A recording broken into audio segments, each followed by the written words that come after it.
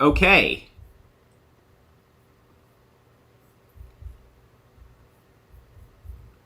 I have decided to stream for the Discord. Let's go.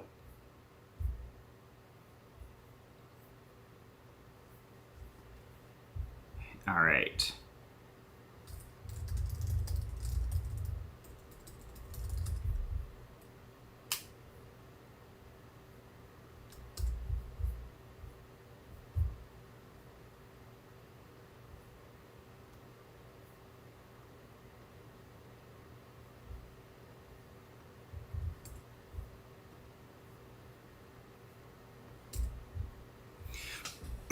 Okay, all right. I have decided to look in the freezer, and I forgot I bought this coffee a very long time ago. So this was the coffee that, if this will focus, my camera won't focus because this is it's like kind of defrosting right now.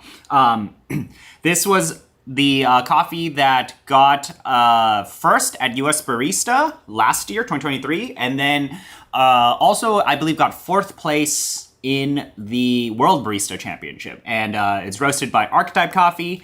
And this is the Colombia Lucy Fernanda Galindez Pink Bourbon 2-stage fermentation thermal shock washed by Diego Bermudez. Peach, oolong tea, fruit cocktail cup, maraschino, cherry, butterscotch, caramel. So we got the dankest coffee imaginable. Will my camera focus? My camera just does not want to focus on this. There we go. You guys can see that. And this was about $100. I think you got 2 coffees. So let me pull up the IG post because I did see this on Instagram. Then I decided to pick it up. And we will taste it right now. It has been in the freezer for a very long period of time, 7-7. So I'm hoping it lasts, but we'll do a little quick brew of it. I don't know if I'll pull espresso of it tonight, but I just wanted to give it a little bit of a taste because I was looking through my freezer and I was like, oh my God, I forgot about this thing. Yeah, so there's actually there's a link, there's a post that I will link in the chat that you guys can see about this coffee. But yeah, I'll just put it in the Discord as well. And we will brew it just for fun.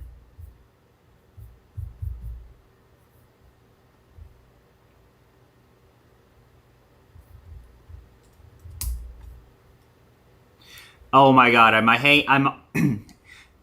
do we only have Filipino guys on right now? The Philippines lads are here. SCA people, let's go.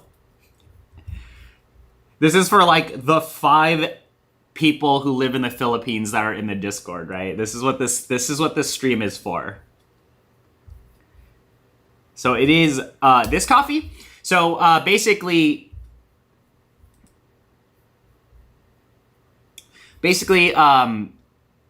this coffee is one of the most expensive coffees that I've brewed recently. Although I did brew the Glitch Columbia COE 2, but yeah, it's actually I've actually never had quote unquote traditional competition coffee, or at least coffee that they use in competition, because usually you can't buy it. So I was really interested in this coffee, but yeah, you know, it is defrosting. So let's actually open it up. And I wanted to open it up with at least the stream. So here we go.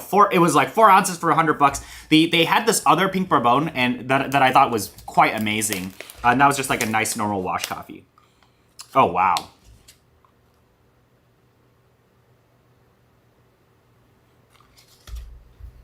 No, you're allowed to stay. I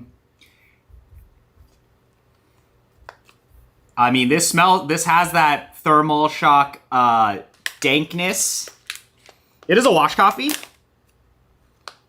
Oh, let me see if I can show you guys the beans. Oh, let's see. See if you can see the beans. The camera exposure is not adjusting. Feels good. Okay. Wow. I'm gonna do a pour over of it, and let's see. This is probably gonna be a pretty short stream, but wow. the aromatics on this are pretty interesting. This does totally smell like a Diego Thermal Shocks coffee. I guess like, you know, here's El Preso Peach, for example. Yeah, it's got, it has that Thermal Shock smell to it, but this is a wash coffee, so I also think that's really interesting. Actually, honestly, I feel like Diego's wash coffees are really, really strong. But I shouldn't have to RDT because these are frozen. But I guess I've opened it, so now everything is dropping. And I'll have to actually brew it across an extended period of time. I'm also going to brew it on the Flat Max, because why not?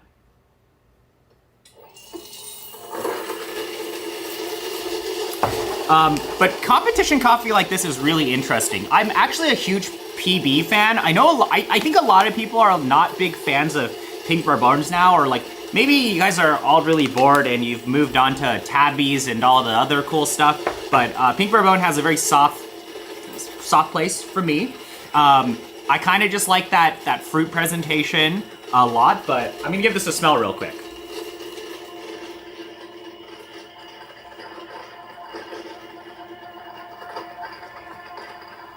Oh my god. Also, I should have RDT'd. I actually should have RDT'd. Things are becoming a mess back there. I'm losing precious dollars.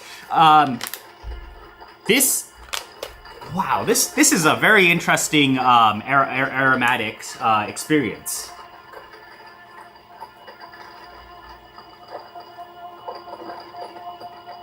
It also is taking a year to grind because I'm grinding on the Flat Max.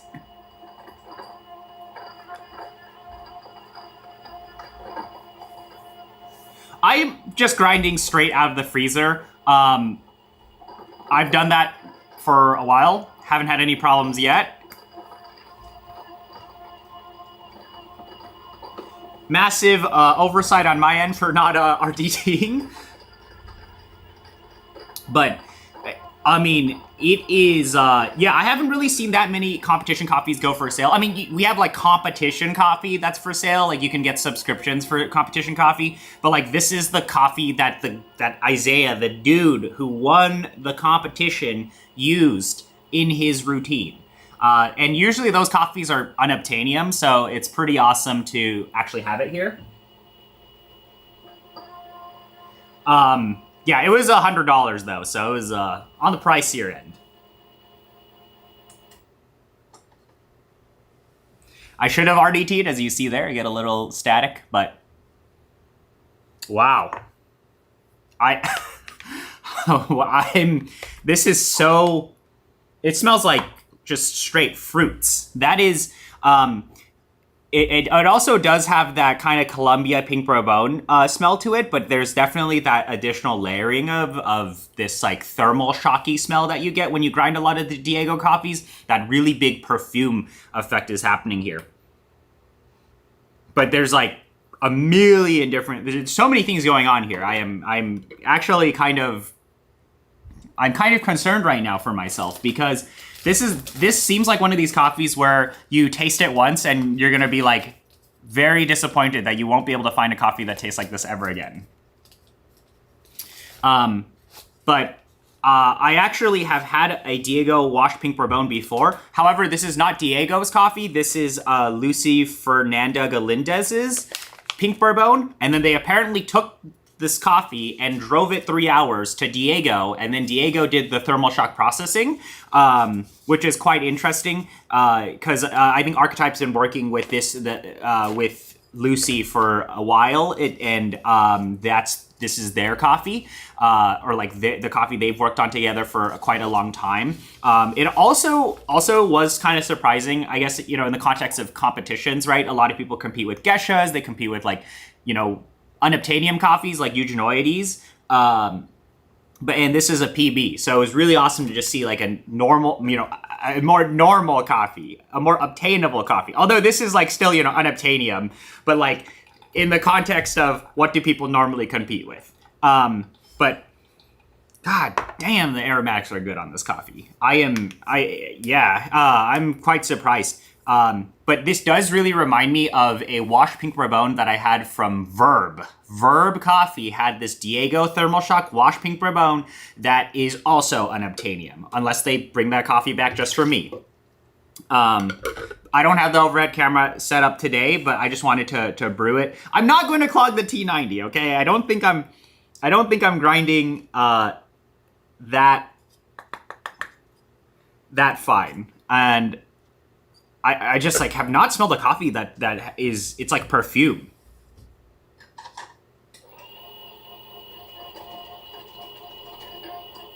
Getting my 0.1 beans out.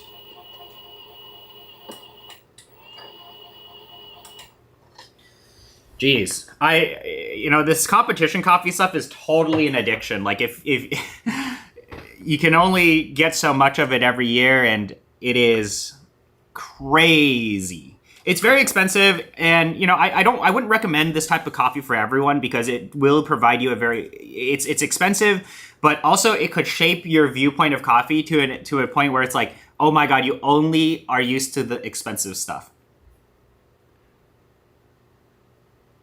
Yeah. But I'm going to brew at 94 Celsius. This seems like a more processed coffee, and I'm going to just do like very basic agitation stuff. I'm probably not going to push this coffee as hard as I would another coffee. Like, this doesn't seem like the lightest coffee in the world, but let's actually throw some water on it, and let's see what this smells like. I will give it the little leaf agitation as well. Oh my god. What am I smelling? A bit of that thermal shock is coming through, but 100% like yogurt. Almost, it's like strawberry Yoplait yogurt type of smell. Huh. Wow. I think this is going to be a really sweet coffee.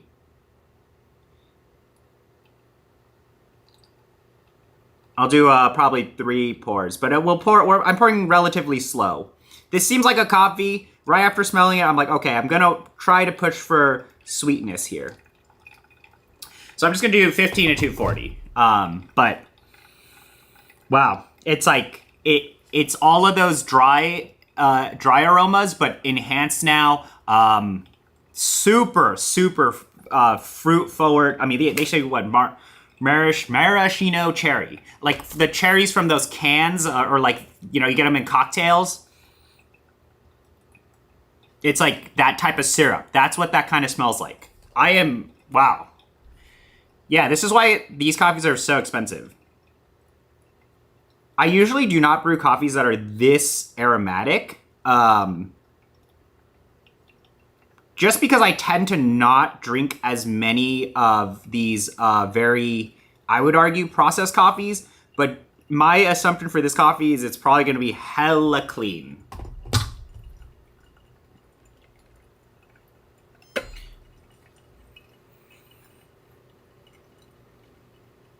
Yeah, wow, that's very impressive. I mean, it makes sense why a coffee like this would win the competition. Holy shit. Wow. Very, very impressed by this. I had a coffee from Standout Coffee that was like what you described, and it now makes other coffees seem worse. It was a 72-hour fermented coffee that was just straight strawberry candy. Yeah, that is the problem with some of these very deeply processed coffees, is they can kind of shift your perception of coffee in like both good and bad ways. I'd say in a very good way, which is like, oh my god, coffee can have these very unique flavors, these very impressive flavors. Yeah, it happens with a lot of Diego coffees. I totally agree, CJ.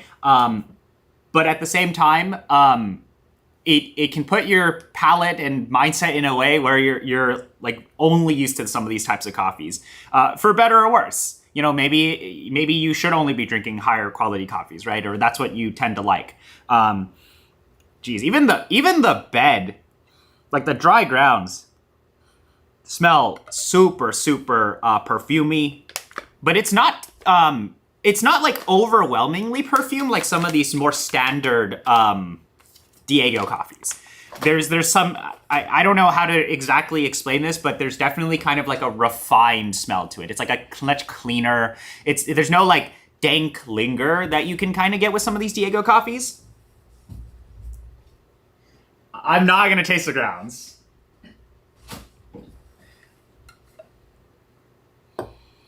We brewed it on the, holy God. Okay, butterscotch caramel. Okay, I see that. I see where they're getting. This is like. This is a very impressive coffee. Yeah, let me taste it. This is we brewed it in Pepe V60 for optimal performance. Good God. It is not fair that coffee like this exists. I mean, this is what I think people are trying to chase for, but I feel like I should put the rest of this in the freezer. I might be tempted to pull a shot of it later on, but we'll probably do that for another day.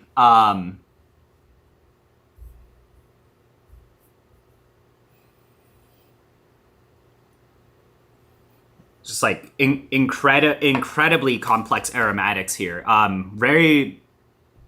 Yeah, I don't know what else to say. It smells sweet. I don't know. You can't really smell sweetness, I guess, but it smells like very fragrant perfume, but not like unclean like some of these Diegos can smell.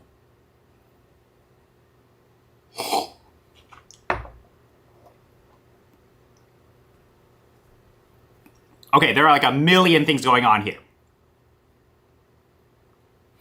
I'm trying to think about what's happening here. So the first thing that I taste is definitely that thermal shock processing.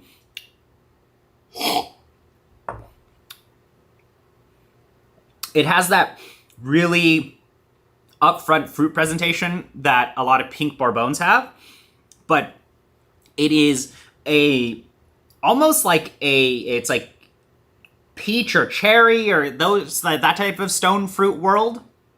But this has one of the most unique lingers, aftertaste and finishes that I have had in coffees. It has that layering from that processing, but I've never had this linger for this period of time with any of these Diego coffees where there is this super sweet linger on my tongue. Like, it is still on here. I mean, they say, yeah, butterscotch caramel, okay, oolong tea. I do see, in some of these thermal shock coffees, I do see a lot of oolong or osmanthus, those types of things, where that's what it can taste in the finish, and it's like long linger.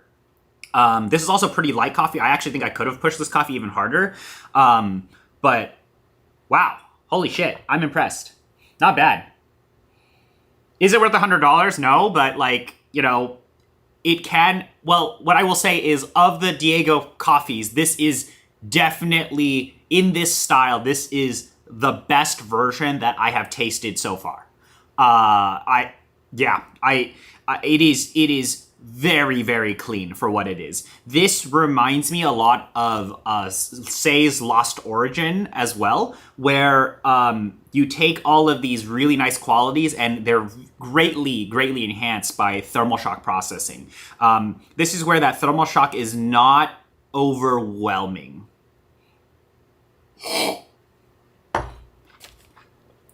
The fruit presentation is also incredibly unique. It tastes like that.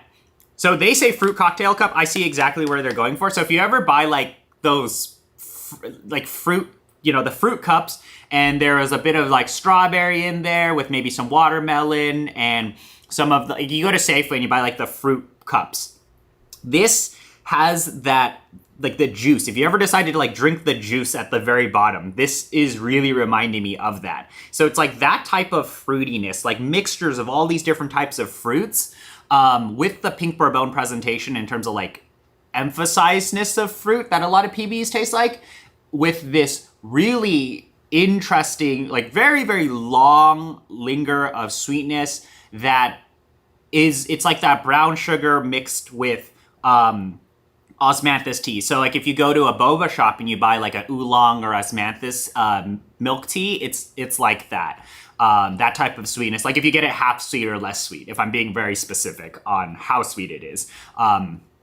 This tastes like a coffee that this is I don't know what else to say. It is quite amazing how complex this is and clean this is. This isn't necessarily a clean coffee in the sense like the fruits are what is apparent. It is the processing that is incredibly clean. There's a lot of depth in each sip. So like there's this really very impressive layering. The funny thing is, before I did this and earlier in the day, I was tasting both the Diego Castillos, the processed Castillos, and you definitely can tell that a little bit of that processing is trying to cover up the Castillo taste. You don't really get that much with something like a Leti Bermudez or a Salma or a Luna. But this is like, this is like all of those really great things with Diego processing, but done really, really clean. I still haven't tasted a coffee. I think what's been interesting too, actually tasting this is a great example of a lighter roast coffee having very approachable and acceptable like brown sugar notes or chocolate, right? When people see brown sugar and like butterscotch, or butterscotch and caramel, right?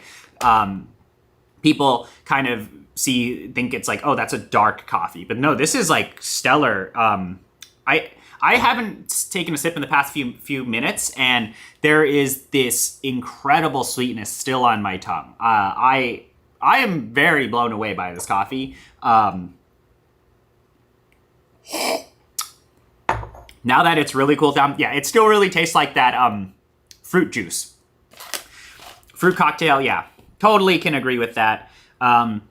I think they get they say peach. I was seeing more peach in the aromatics. See, honestly, even in a lighter stuff, see brown sugar and butterscotch have instantly turned out. Yeah, like, so I think it really depends on like what your inherent, like in your mind, what do you think about butterscotch and brown sugar, right? I've seen some of these notes on very lightly roasted coffees as well, and I oftentimes just think they mean it's like it has that sort of lingering sweetness. So this is what I'm kind of getting is like, I guess also kind of an airiness as well, where you can find, I feel like I get a lot of airiness in a lot of thermal shock processed coffees. I'm also consuming this at 7:30 p.m., which is a very fun thing to, don't do this at home, kids, but wow, that is incredible. Also, I'm actually going to put the rest of this back in the freezer so it lasts, and I'm going to pull a shot of this. Not tonight. I probably will save this later. I think I'll do another freezer stream next week, but I'm just going to put the rest of this back in the freezer. I'll be back.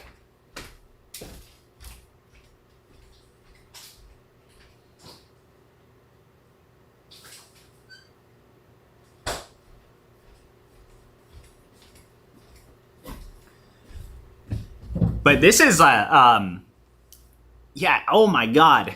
It's not fair that these coffees exist. Now I want to buy them, but you can't buy this coffee because it's unobtainium, right? So let's give this a little bit more of a taste, because this is honestly just very impressive, still. But what I was saying about like brown sugar and some of the chocolate notes is, I think in the context of light roast, having chocolate and all of that is okay at times. I think chocolate, people instantly are like, oh, that's charcoal or that's dark. But I have had some really nicely lighter roasted coffees that have milk chocolate notes in them that are quite pleasant. And usually you can detect that in the finish or in the aftertaste.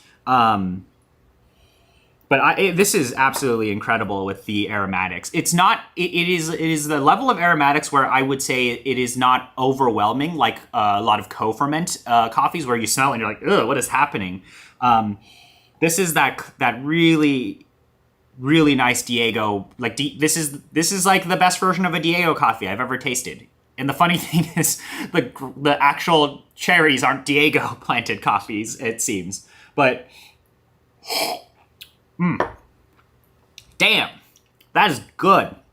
As I'm aerating more with it, I am getting more of that like peach note coming out, but it really tastes like that the fruit juice from like you buy a bowl of fruits that has like grapes, strawberries, all of that stuff. It's that acidity is exactly like that type of fruit juice. If you sip it after at the bottom of like a fruit bowl or a fruit cup, right into like a really nice peach oolong milk tea. Specifically like a peach oolong milk tea that has less sugar in it. But yeah, that it's really interesting. So this is a great example of bringing out more complexities through processing, but also maintaining some amount of really nice cleanliness. So I'm very impressed by this coffee. I also think this archetype roast style is pretty good. It's clean. It has a lingering level of acidity that I'm pretty happy with. It's bright.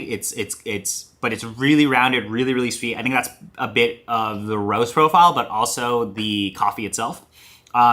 What still has impressed me is like this has such a sustaining linger in the finish that is so damn sweet.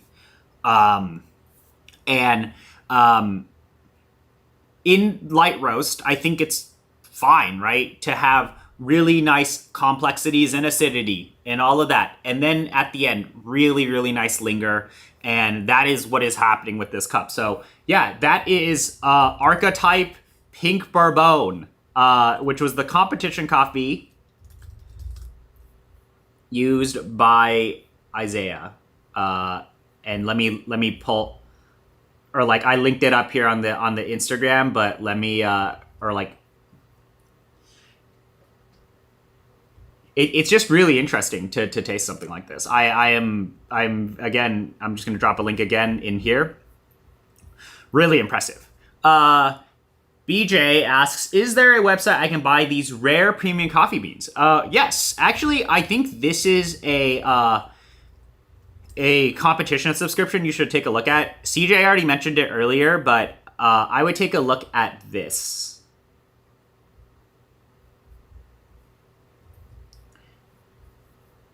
The only one that in my mind does like a really, really strong competition subscription is Standout Coffee. Standout Coffee has had some very crazy processed coffees. I mean, I'm looking at their website right now, and I don't even know what this means. They had like a bioreactor coffee. They also have 90 plus. So I definitely like plugging Standout whenever we talk about it's like you want processed coffees to show up at your place. Matt just posted a big durian in the street in the memes disc. Oh my god. But yeah, this is, I mean, I feel like I should drink the whole thing, but it's so late. I'm gonna let this really, really cool down and taste it again, but oh my god, this is like just, this is great. I also am thinking about maybe like some of these Mondays I can whip out some of the freezer coffee. Also vote for me. Boom.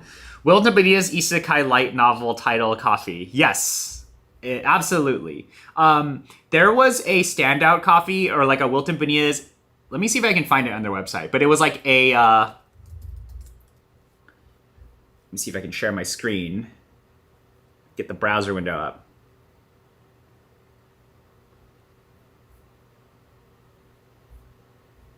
Okay, here we go. This this is the type of stuff where I'm like, I don't know where these guys come up with these names. It's like what are we doing?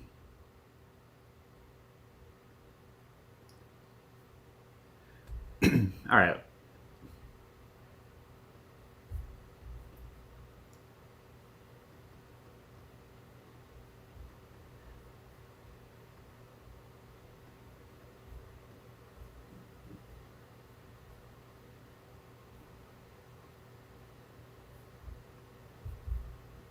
Here we go. Look at this.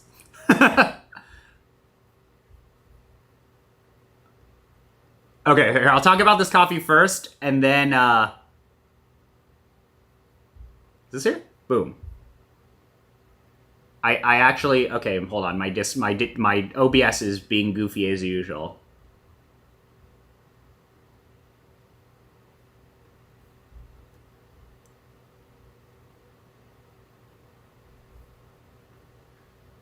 All right, so this is the coffee we are drinking today.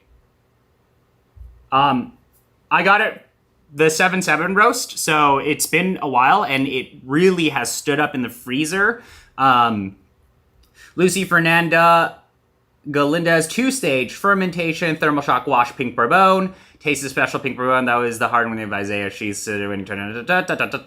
So he got first. He won the U.S. championship, and he also got fourth at Worlds, which was pretty awesome with this coffee. I can see why. I'm gonna move this all the way to the side so you can actually read it. Yeah, so basically it looks like they took this coffee to Diego, and Diego did some thermal shock stuff to it. But yeah, it is like, this is one of the sweetest coffees I have ever tasted. That was also something that I noticed with the other coffee, that they had it available with this one, which was just the normal wash pink bourbon. And this one had this really nice brown sugar note to it. I've been mentioning brown sugar. I'm not crazy here. Yeah, this was a amazing coffee.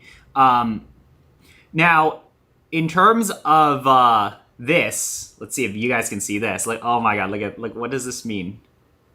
What do these words mean? So if I were to look for coffees that are of similar style, or if you want to buy competition coffee, Standout is definitely one of the few that has that literally has competition coffee for sale. So there we go. So you can actually go and pick out some coffee that are more competition related. A lot of competition coffees have this effect where you grind it, whole room smells crazy. That's what happened with this archetype coffee. And also you'll find a lot of really interesting processed coffees with a ton of different complexities in it. All right, if you like Guatemala, let's take a look at what this one is. Finca Gascon, they only have 2 of these left in stock, but like you get this in a nice little box. It's pretty great. Look at that. Oolong tea, white grape, red cherries with a vivacious jasmine finish.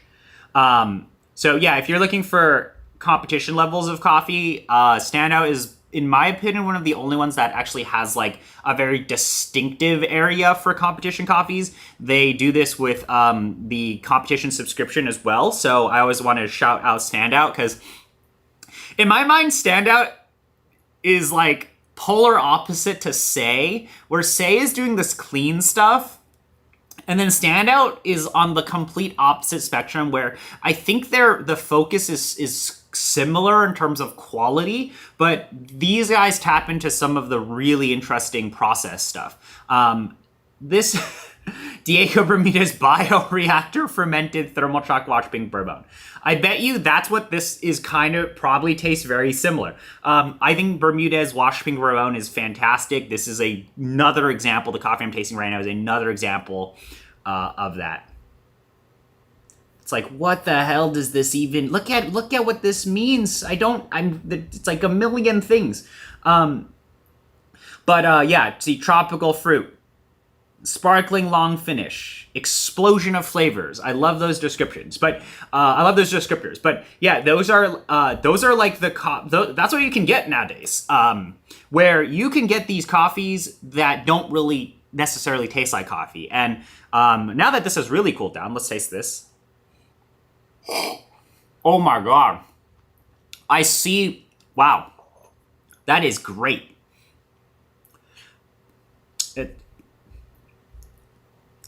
I'm wowed every sip. Yeah, I do agree. Like, but the thing with processed coffees in the context of competition is all of these coffees are usually hella clean. Like, you probably could find some processed coffees in competition land that are cleaner than actual wash coffees, or they are more interesting in like a million different ways. That's why they're expensive. That's why they're like tiny ass lots. Like it's like if you want to taste these coffees, go to a coffee event, go to like your US Barista Championship, go to all of that, and go and drink coffees there. But it also depends on competitor. A lot of competitors have, personally, I'm not a huge fan of coffee competitions to an extent because of this phenomenon where it's like, this coffee here is like one of the only ones that I felt like I could buy as a consumer. And you see a lot of these competitors with these coffees and you're like, I want to drink that. But then it's like, you literally had no opportunity to buy it. Obviously, competitive advantage is very important, but like, I want to taste some of those coffees. What's cool though is if you're friends with some of these competitors or you start to get to know these guys, you can go to the competition and taste their coffees. And some of those coffees are just amazing. I'm actually really excited to see what comes out of April, what comes out of these coming months in terms of competition world, because at least for me as a consumer, it really shows you what coffee can be. The fact that I'm tasting processing of this quality in this cup of it really shows me like one day you probably can get this level of goodness in terms of processing in something like this, even though it should be the same process. But you can really see that there are levels to this. Even purchasing some of these coffees, like you can buy a Letty Bermudez and a Salma Bermudez and a Luna Bermudez and taste it next to the normal Diego Bermudez Castillo, and you can be like, okay, there are levels to how good and clean Diego's processing can get. Same thing with this. This is really a stellar cup, and I'm glad. Well, I opened it up now, so I guess I'm going to be brewing it across the following few streams. I think maybe, well, probably not tomorrow. I don't know when I'm going to stream next, but the next time I stream, I'm going to pull a shot of it. I cannot imagine how crazy this coffee is going to be on espresso. This is already just insanely complex, and there's so much information, there's so much stuff happening in this cup that it's like I feel like if I'm not paying attention, I can miss something. But at the same time, because it's a processed coffee, it's a good, really well done Diego coffee, I can actually turn my brain off and really enjoy what's coming out of here. So that's really awesome. Jeez. I still have not had a coffee with this extent of lingering sweetness. This is, like butterscotch, caramel, brown sugar. Just, it's still there. And it's kind of enveloped in that thermal shock oolong tea type of situation, which you can find in even like the Castillos from Diego. But it is so freaking sweet, and the acidity is so pleasant. It's not like that wincing, sharp acidity that you can find out of some of like the cleaner wash coffees. It's that really nice, lingering acidity. It is bright, but it is rounded. It's like, enveloped in that thermal shock process. So I'm very impressed by this. Good job, Archetype. Good job, Diego. Good job, Isaiah. Good job, Lucy. Good job, everyone. I remember, I will pull some soup on it. I think it's going to taste great on the Lagom 01 here. Probably could pull this long, and it's going to taste amazing. I also think that I did brew it at 94 Celsius. Because I remember somebody who worked for Archetype messaged me or messaged somebody who's like, brew this at 94, brew this at the lower temperatures. Totally can see that. I like brewing less than 95 Celsius for a lot of the Bermudez coffees, exception of Letty.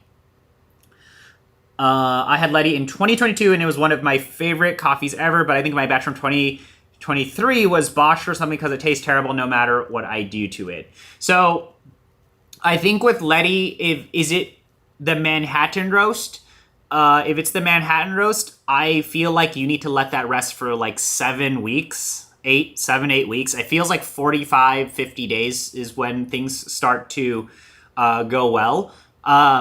And at the same time, also Manhattan changed roasters as well. So you might have a Typhoon roast of it. They've been having a kind of a weird time right now where they were roasting on Probat, then Typhoon. I think Typhoon had problems, so then they switched back to Probat, and then now I think they're on Typhoon now. I recently tasted Lady Bermudez off of, I believe, Typhoon, and it was tasting pretty good.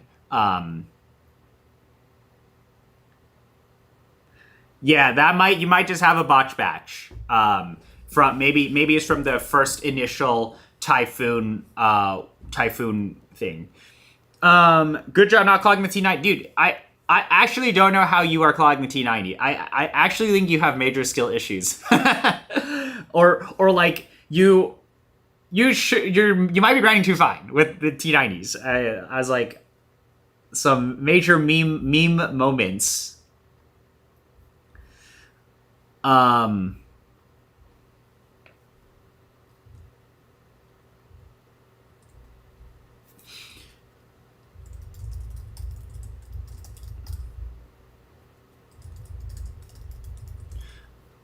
Let's see.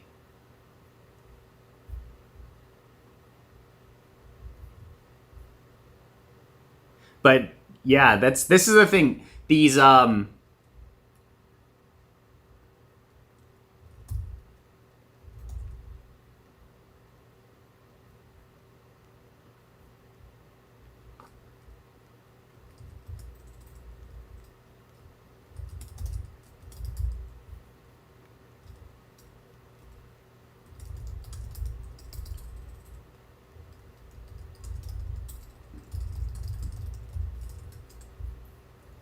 But I mean, I am quite surprised that I was able to purchase this coffee, is what I'll say.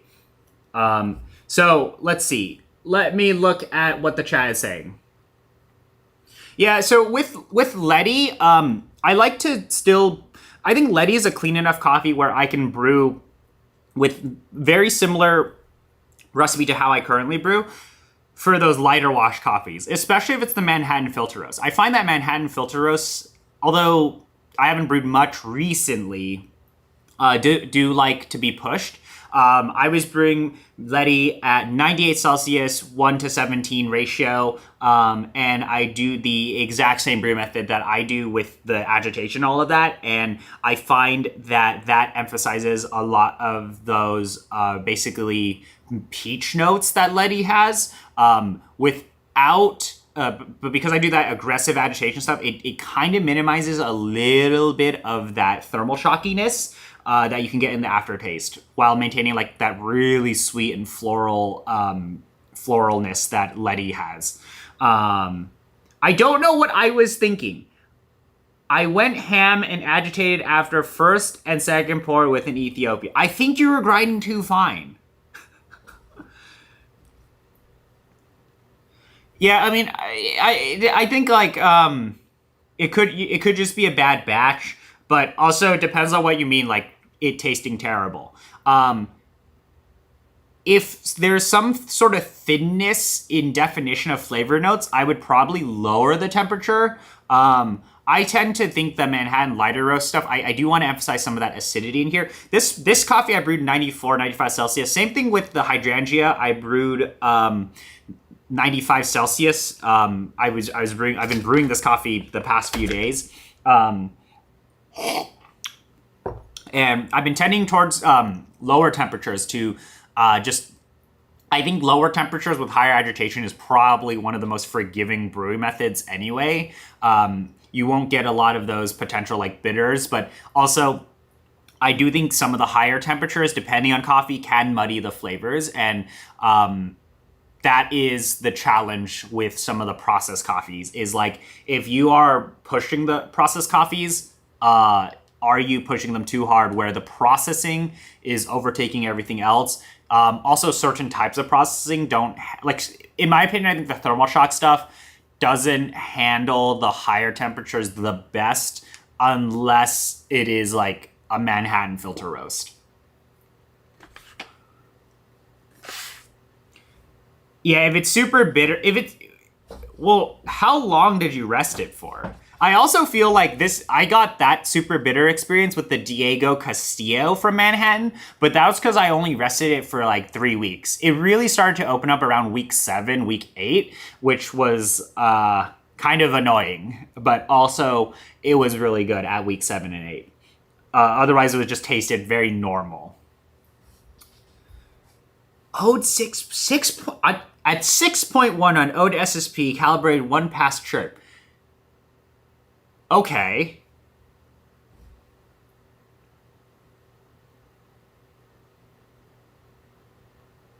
Aren't you brewing on HUs?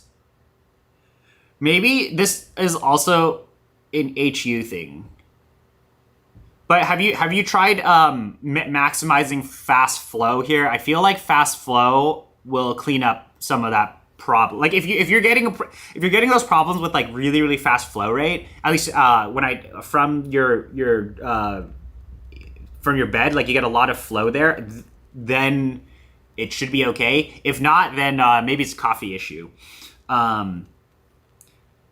Yeah, see, this is why you brew with Riverox.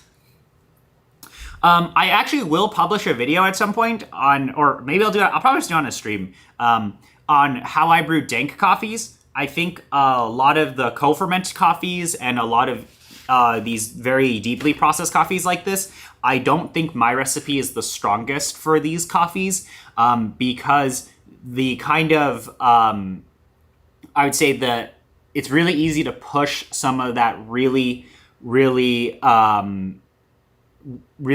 processed coffee over a little, where you're not tasting necessarily over extraction or because you ground too fine or because there are too many fines or whatever. You're tasting that you have pushed some of that processing overboard. So you get bitters from processing, not bitters from over extraction, which is kind of an interesting thing. I think this can be really observed in a coffee like Juicy Strawberry, or any of those like Brian Elvire coffee, some of the El Pasteur coffees, where if you grind really fine, or you use a hotter temperature, you can end up pushing really weird sharpness, really weird bitters in the aftertaste. I'm not the greatest fan of that. How are you pouring? You need to post a video. Post a video in the Discord of how you're pouring. Maybe you're like doing some really weird stuff. Maybe try getting closer with the kettle as well. Like, don't pour ultra high where the stream is breaking and it's like going weird. Also, did you align them? Also, you only ran 1 kilogram through things, so the problem with the MPs is MPs does actually create a bit of fines if you're using MPs. So, and also, I don't think MPs taste good until you run a lot of coffee through them. Unseasoned MPs are really finicky on top of MPs just being like a very finicky burr in my opinion as well. It also could just be the coffee you're using. If you're using a washed Ethiopian, that shit's gonna clog. That shit can clog. But as John's saying, you can totally clog T90s, but that's also kind of why recently I've been veering towards like the Stag kettle.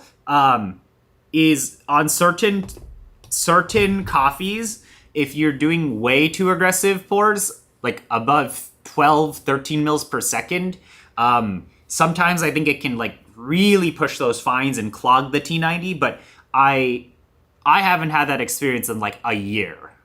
Probably over a year. I have not clogged T90s in recent memory because of my implementation of wet WDT. So if I'm just like a little too coarse, I agitate at the second pour as well. So I posted some GoPro video a long time ago, and I would like agitate at the second pour, and that's because that just helps really bring up some of that the strength or like the definition of that acidity, that flavor note.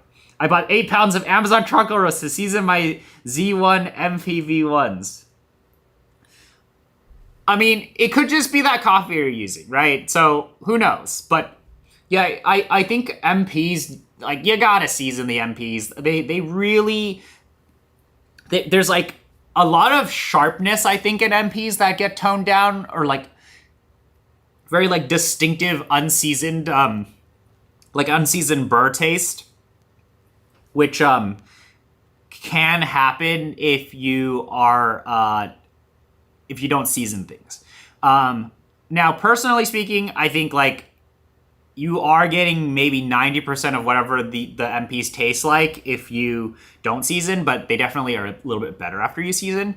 Also, alignment is something you need to check. MPs also produce a lot more fines than people expect them to produce. Like, visually speaking, when you look at them, did you try brewing the Pepe? If you maybe try brewing Pepe, it'll be good. Pepe in even unseasoned MP should be pretty tasty.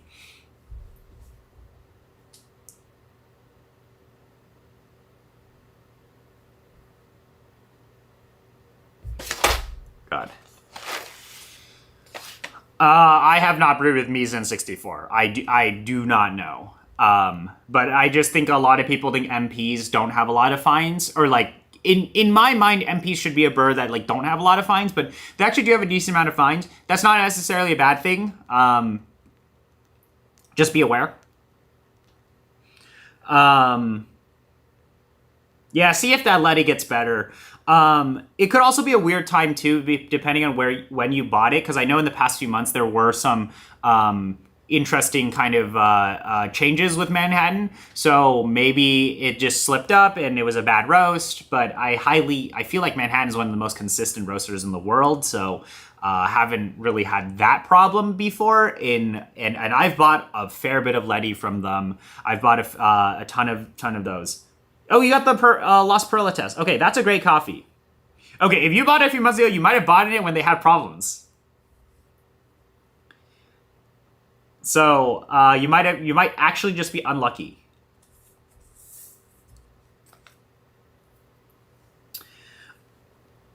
Pepe is at, yeah. I think if you probably shouldn't get this problem with this coffee. I actually brewed this coffee on MPs the other day, and it was fine. This coffee is amazing. Like, this coffee should not be as good as it is. This is tasting this is kind of funny. But Scott at Expo last year, Scott had this Sidra and he gave it to me, and this is what it's reminding me of like being kind of wowed by the coffee quality. Like, oh my god, it's really, really good. But also Scott dialed the coffee in for me, and it's great. So I'm really happy that his roasting business is doing a lot better. Or like now that after his first release, I think a lot of his releases now are significantly stronger. The fact that this coffee is so good, and it is January, it makes me have incredibly high hopes for the rest of the year for Scott. Prodigal is probably going to be the only other subscription I'm going to get for this year. Exception. Okay, well, I guess I'll have the Say sub. I'm splitting the Hydrangea sub with Harry, and then I probably am going to start a 1-bag sub from Prodigal and split that with Harry as well. Just because this fits my style. This is a coffee that fits my style.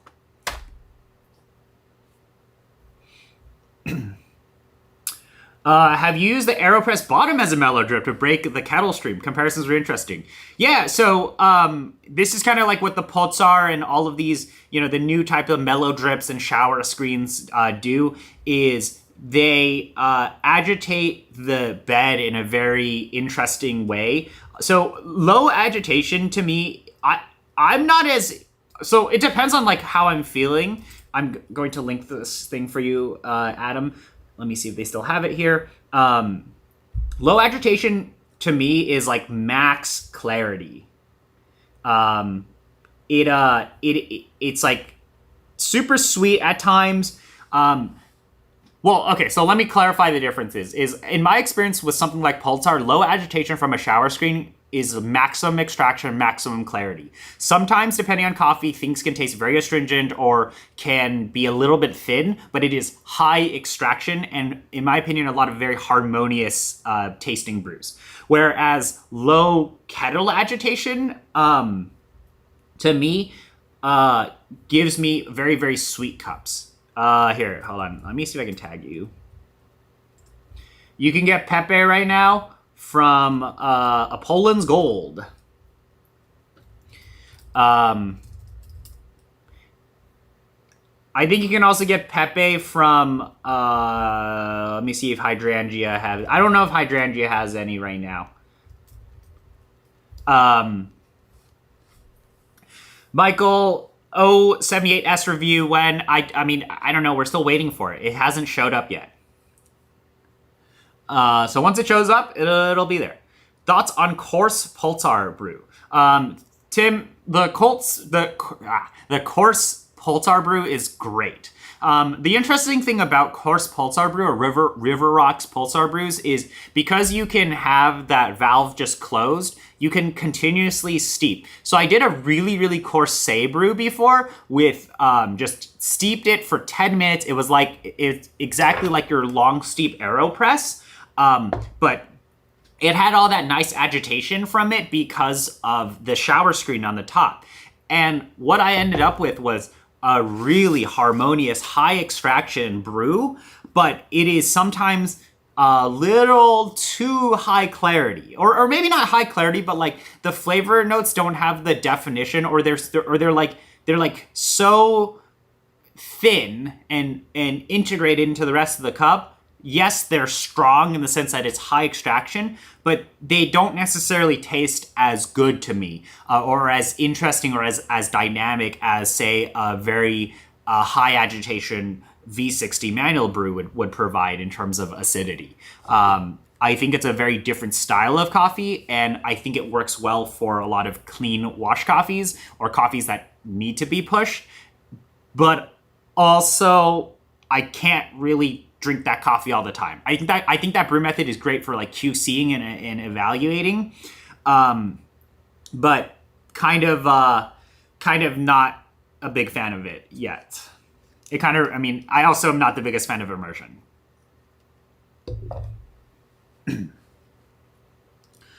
Yeah, TPC is the picky chemist.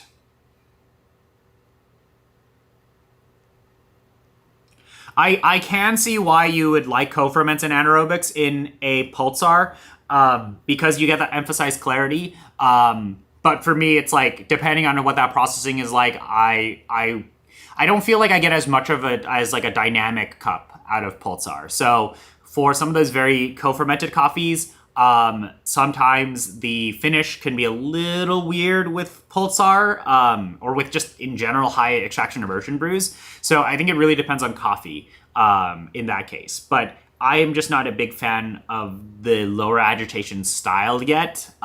Or like it, I can get with it, depending on what coffees it is. I just am not, to me, I want to be wowed whenever I'm drinking coffee, right? I want to be like, either wowed by the coffee, or maybe like, the coffee itself, or maybe like dynamics in a cup. And I think you can accomplish a lot of different dynamics via brewing. And that's kind of what I like to do with V60 and manual pour over. Although you can accomplish this on pulsar, I just think it's a little more involved because I have to like do this, and I have to like it's like, I always am afraid of knocking it over.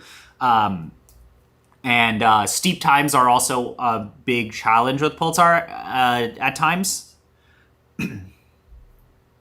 Yeah, so okay, yeah, so you pull, okay, I got it, I see. I love coarse Sal says, I love coarse pulsar even with no steep and very high agitation with swirls. And yeah, I totally could see that. I just think it is the most consistent way to get that style of coffee. And also, I do like the immersion part of it.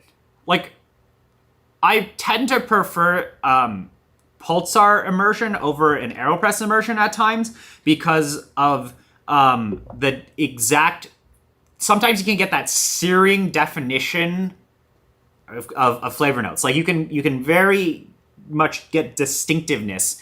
Then it kind of goes into like that standard like muddied, or I don't think it's muddied, but like a harmonious immersion taste. Whereas this is going to give you that, but sometimes I think you're really hoping that the coffee is what is dynamic here. And I think Pulsar is a little more consistent than AeroPress nowadays. Especially because of plunging. I like gravity. Gravity's easy. I'm really not surprised that you're averaging 22s. 22, 23. I just like, I think it is like really awesome to even be able to have above 21% extraction yield with basically no effort with most coffees. All you have to do is just figure out the little switch thing. I have had experiences of like, I tilted it over. I actually did this with Letty Bermudez in it, is I had the Pulsar with Letty in it, and then I turned this to the right, and then I flipped the entire Pulsar over, and I had to clean it up, and it was miserable. Almost as miserable as actually cleaning the Pulsar.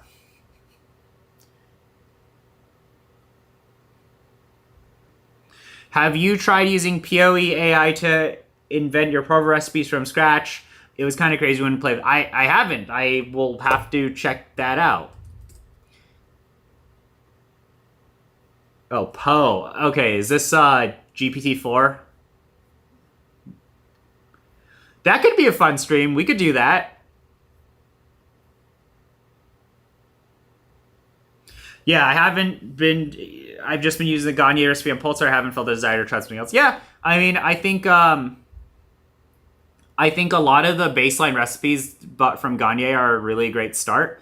I feel like it just depends on what you're aiming for. Pulsar is very easy to brew. It's like you just pour water on it and it takes care of everything for you.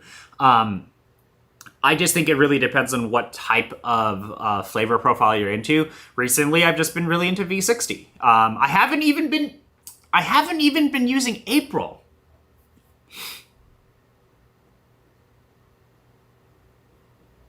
I need to use the April more.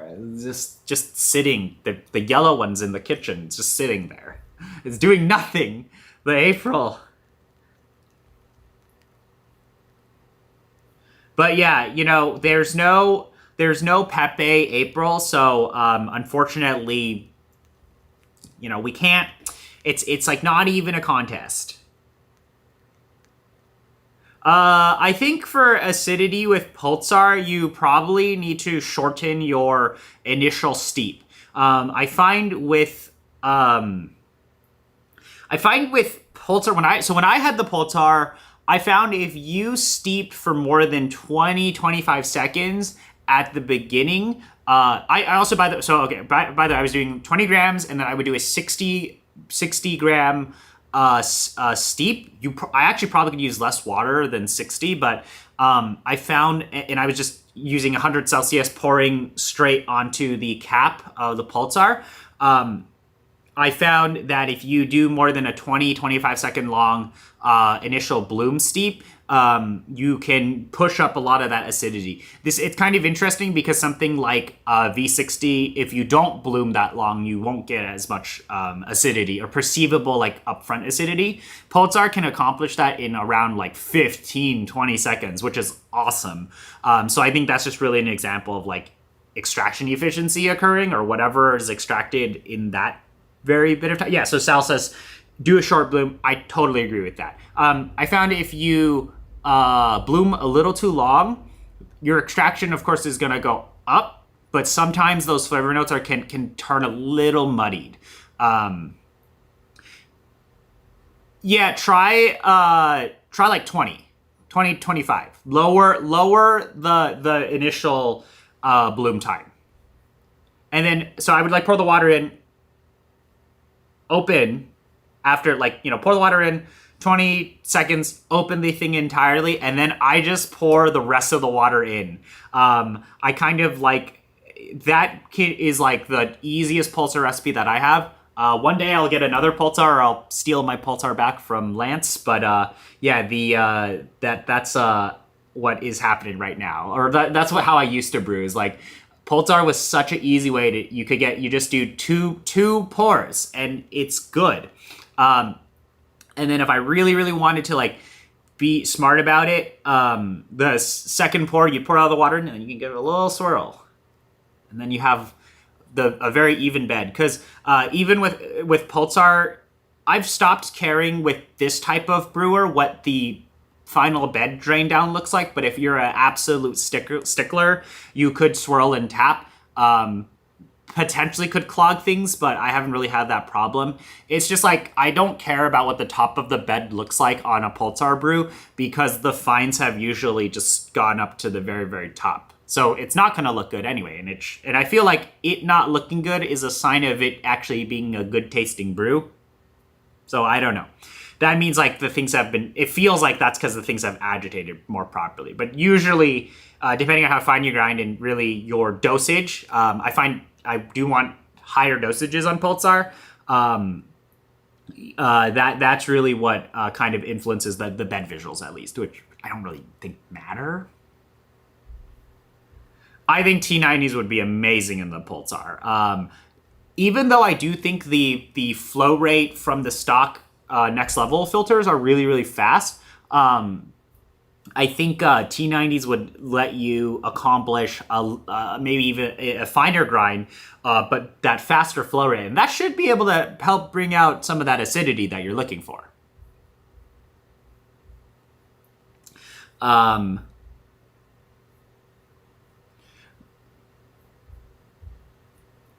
But yeah, I mean, I'm pretty impressed by this coffee. Yeah, this is one of the most impressive coffees I have tasted. I mean, of course, of this year, I guess this is the most impressive coffee I've tasted, with maybe the exception of whipping out Glitch COE number 2 from the freezer, which I probably will bring out. Maybe I'll do this every Monday. We'll do like a Monday freezer stream or something. But yeah, bed visuals only matter if you're posting a picture on r/pour over asking if there's anything wrong, even if the coffee tastes good. Yeah, oh God. I think I'm just trying to figure, yeah, freezer Mondays. I think I can make freezer Mondays a thing. So I think the problem with visuals in coffee is that there is a perception of a lot of people of how things should look. This is very much seen in espresso. If it doesn't have rat tails or whatever, it's no good. Shit like that is so annoying. People, it's like you can't taste things through a photo.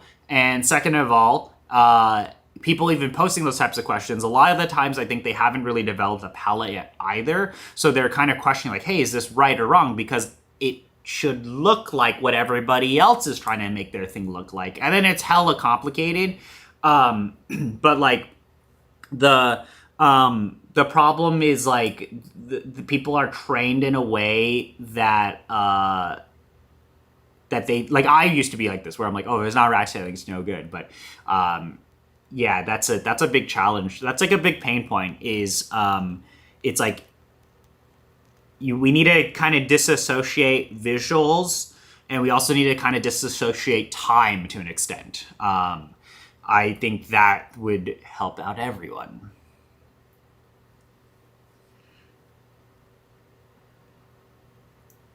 Right now, so if I have a whole bag of coffee, I push the air out, I throw it in the freezer, works out great.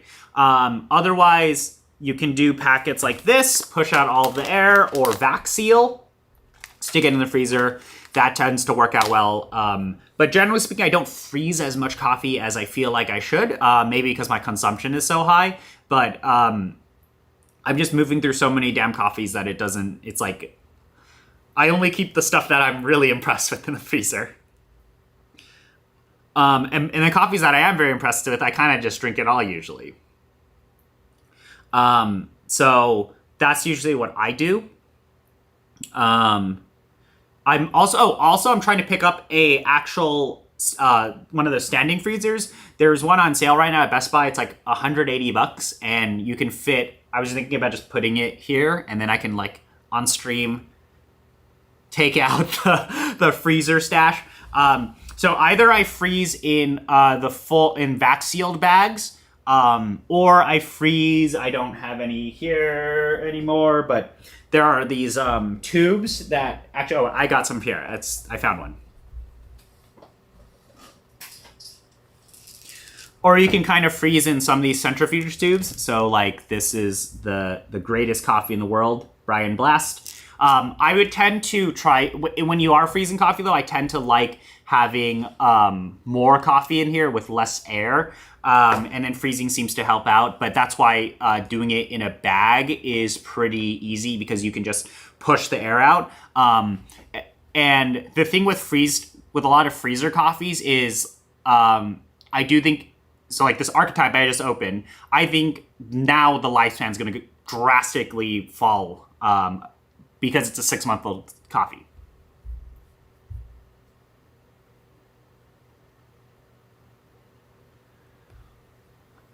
Opinion on cheap geishas from unknown roasters. I feel like nowadays the coffee scene is so saturated that you can find cheap geishas from anybody, and you can find cheap geishas from very reputable roasters. Like, let's go to the website, guys. Let's look at some coffees, since we got some questions about coffees. All right, let's look at this website.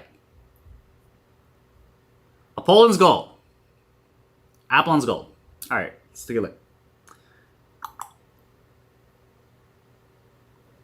Gesha.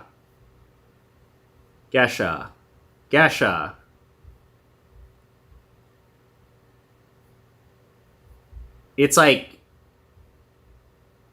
I mean, okay, it depends on exactly what origin you're talking about, but like you probably can find a ton of geishas from a million roasters nowadays, and it's like, are there any of these geishas? Watch PB geisha, right? It's like, if your goal is to just get geisha, this is geisha for under $30 from a European roaster. Isn't that crazy? Of course, I'm not looking at like the exact origin and all of that, but it's like, if you want to get geisha, you can get geisha from a million different roasters, and it's probably going to be pretty good. But of course, it depends on how cheap we're talking, right? I think these are cheap for geishas, right? Like, if you want 250 grams of geisha for $27 from like a really great roaster, that is standard retail bag pricing for like non-geishas at a lot of other roasters. For not, for maybe some not as strong roasts. So, it really depends on what you are aiming for. How do you find different roasters or keep up to date with new coffee drops? I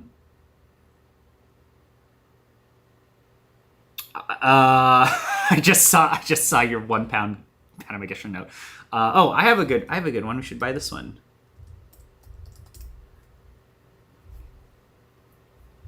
I heard this roaster was pretty good. Costco Panama Geisha, let's go. So, yeah, like, look, if you want geisha, you can find geisha. Like, this was so cheap. $27 for a geisha. Like, what? Like, just buy this. Just buy the... Okay, that's 44. Okay, right. I was like, 27 for Letty? That's too little. Bill, you have your Shopify problem if you ever see this. Your site is pulling your... lowest price there. Anyway, like, you can find, like, if you want geisha, this coffee just dropped recently too. It's like, depends on how much you want of it. I personally would not buy a pound of Panama Geisha because it might be that's a lot of coffee, first of all, and then second of all, how expensive is it, right? Like, there are bad Panama Geishas. And there are even worse Panama geishas when there are bad roasters. But yeah, to answer, Mr. Sushi, pound for 100. Jesus. Yeah, like for I think yeah, you can go to my Discord, link in the description, and now and we can we can go over there are a lot of roasters. A lot of the people in the Discord are really in tune with all of the top roasters, and a lot of the coffees that I think, if you're into like these types of videos or the type of stuff I drink, you probably will like it. But the funny thing is, you also can go and visit this website, which is not my website. This is not my website, but it is the approved coffee tier list. Last updated 5/9, so it's behind many months. But this is the official guide for the best roasters in the entire world. So obviously we have Say, we have Pete's Coffee, we have Manhattan, we have Hatch, H&S Coffee Roasters, S&W, Flower Child, Mood Trap, Hydrangea, Aviary. Obviously Aviary is good. Intelli, Chromatic, and more. But this is outdated list at the moment. We have more coffees that need to go on the approved coffee tier list. But yeah, this is where this is this is where the official list. If it's not on the list, it doesn't exist. So yeah. But definitely some of these roasters need to be added to this specific list. A pound for $100, dude. That's that's kind of sus. When is the rise and fall of your cafe video release, dude? I don't know. Maybe. Oh, I mean, where is this? Do you have a link to this? Can you send a link to the chat? I'm so curious. Is that something I should buy? Because I will buy it and taste it. Now I'm very interested. It's like, dude, a pound for $100 is going on. That's.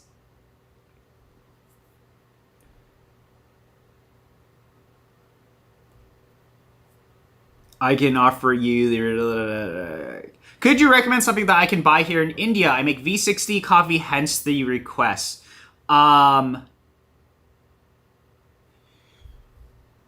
There's Subco, and also Aramse does their thing. So like Subco here, dot, dot, dot.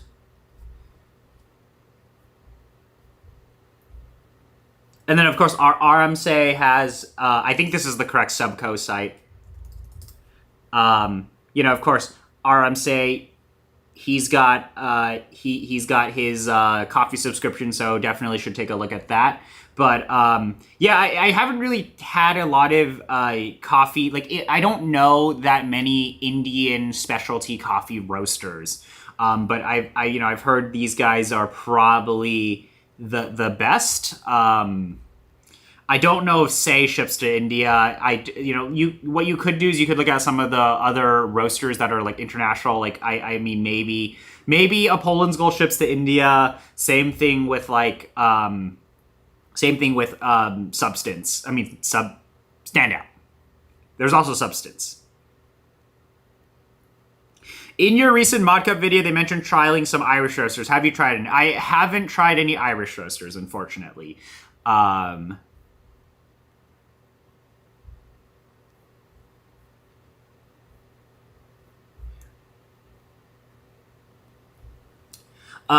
Isn't India one of the major coffee origins? Yes, it is. But the problem with Indian coffee is and this is an interesting thing that I learned from Tanya of Kaveri Coffee. So there's actually this original video I made with her. Oh, we're going to do, anybody who is wondering, who's in the States, we're going to do a special coffee release with Kaveri. So Kaveri Coffee out of Berkeley, single person business. She her father used to have a coffee business in India, and then she moved here. They moved here. She's in the States here, and she has a lot of really interesting Indian coffees. The Ratnagiri honey was quite interesting. It's like basically an anaerobic honey. But she has a bunch of different coffees. We're going to do a live stream with her in about a week and a half from now, next Friday. And we're going to cup a ton of Indian coffees together. All of these are from like micro lots, very interesting lots. And we're going to pick one that we like the most, and we're going to do a coffee release together. So that is a coffee that you guys should be able to pick up, at least if you're in the States. Well, actually, I don't know if she ships to... I don't know where else she ships, but we'll figure it out. But I'm really excited for that, to do a release with her. But what I learned from her was a lot of people, there's kind of this like a stigma associated with Indian coffees. Same thing with Vietnamese coffees, is like people think of like Monsoon Malabar is the only thing that exists in India. But there are so many other interesting coffees that exist from a lot of different producers. And that is the problem, where there are decades of people just thinking that this is what coffee is from India. And I think now it's roasters like Kaveri and a lot of these other roasters who are picking up Indian coffees, who are trying to basically show like, hey, no, wait, there's actually more to explore from these emerging origins, right? Or it's like Robusta, right? Vietnamese Robusta is in like a million different coffees, right? And like now Vietnamese specialty Robusta is a thing, and you can get like anaerobic Robusta. I mean, what's actually interesting, and I kind of need to try this one as well, is I tried this actually at Specialty Coffee Expo. Is obviously Nguyen Coffee Supply. She's like the biggest, I would say, of Vietnamese coffee. I don't know if she still has it here, but she had a anaerobic Robusta, and I had this at you can't buy it anymore, unfortunately. But I had this at Specialty Coffee Expo, and I tried this coffee, and there was actually a lot of nice acidity in here. It was a good coffee for it being a Robusta, right? Which is a very surprising thing. So I think this is what's kind of interesting, is like there are, as of the past 2-3 years and kind of going forward, I would really expect these types of origins to be much more explored and much more developed. Chinese coffee is also a big thing. Taiwanese coffee is also a big thing. But these are the two ones where, I would say Vietnamese coffee and Indian coffees have just such a weird stigma associated with them. And I think it's because there are just a lot of people who are much older who are used to, thinking, oh, this should be lower quality, or this is what needs to go in an espresso blender, and this needs to, like stuff like that. If it's like the 2000s, it's like what I feel like. So I feel like a lot of the people who have that mentality with this coffee are on the older side, but that's just me. So I'm really glad that like I can be someone who's experiencing these producers really elevating coffee quality and really showing you like, hey, no, this is how good we can get our coffees to be. But they are still kind of at times fighting the stigma of the origin that they're in, if that makes sense. Okay, that was an interesting tangent. I've paid $100 plus for Gesture from Onyx. Good, but not mind-blowing. I think the problem with Onyx is that they need to make some tinier bags, man. Like, I think they just did a Esmeralda release. Let's take a look at this. I swear this was like a big quantity bag. I swear this was a big quantity bag.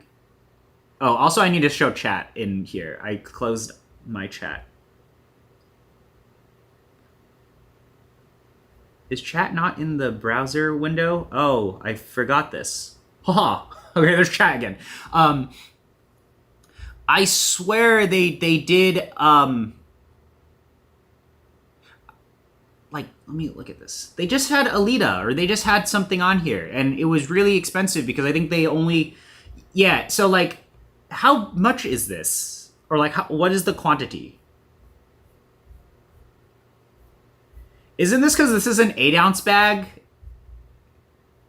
Like that's why this is 100, because they give you it's like too much, it's like a lot of coffee in the same box. So I think it's like that's why you're spending $100 at Honest, because they're giving you 8 ounces. They're giving you a lot of coffee, and it's really high quality coffee.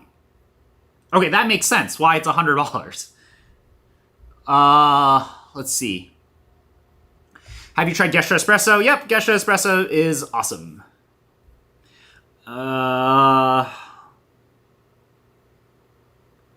If Say still has theirs, get the Say one. I think the Say one is really amazing. September also has that available as well, so I would pick that up. But I had the Say one, and I thought it was great.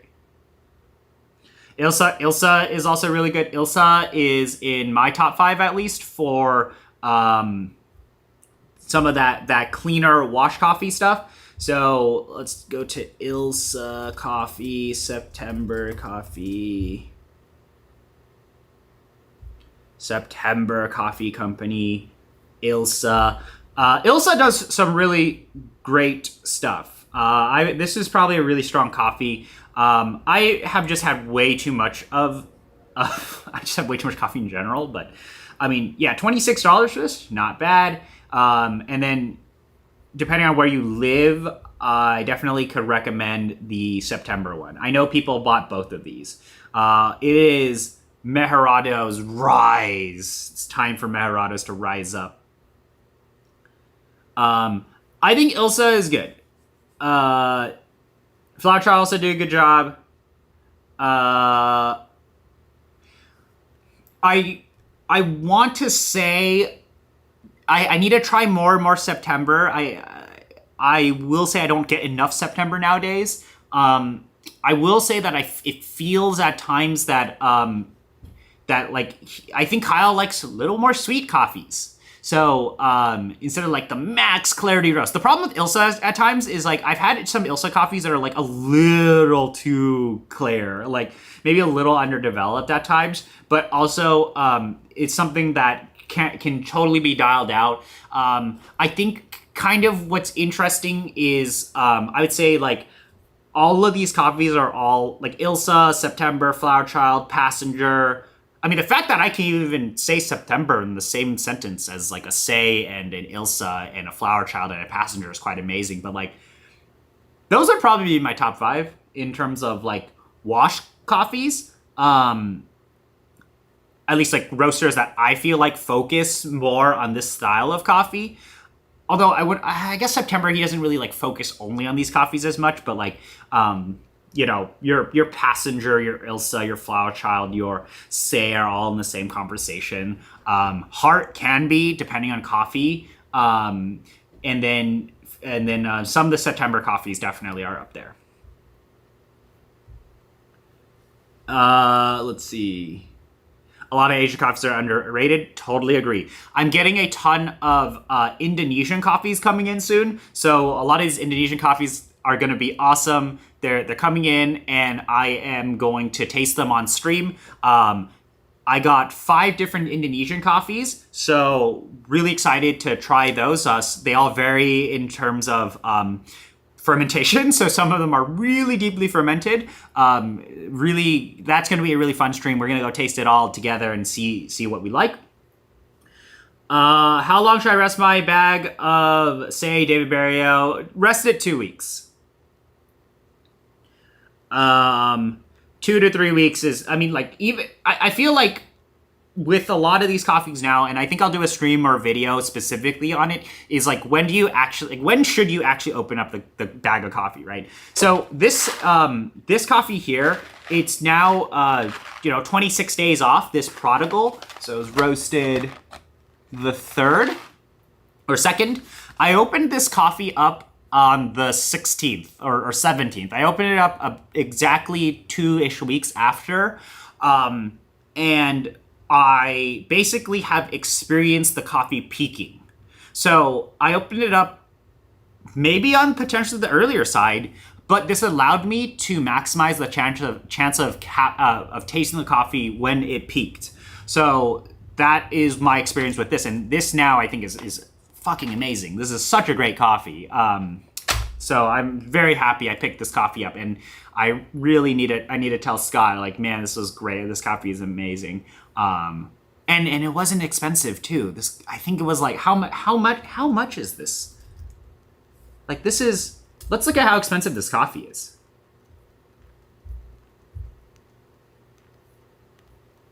I don't know if he still has it. Oh my God, does he not have it anymore? God damn it. Okay, well, anyway, it was like 20 something bucks. Like, this is a coffee that does not taste like, in my opinion, a $20 coffee, right? So, yeah, like that's the type of thing. So I've been opening bags maybe a little on the earlier side nowadays, 2.5 weeks. I've stopped waiting so long, at least with coffees that I purchase, because I think my enjoyment of coffee is, like, I'm having on average higher quality cups when I'm catching the peak now, as coffees tend to open up. So that's been pretty awesome.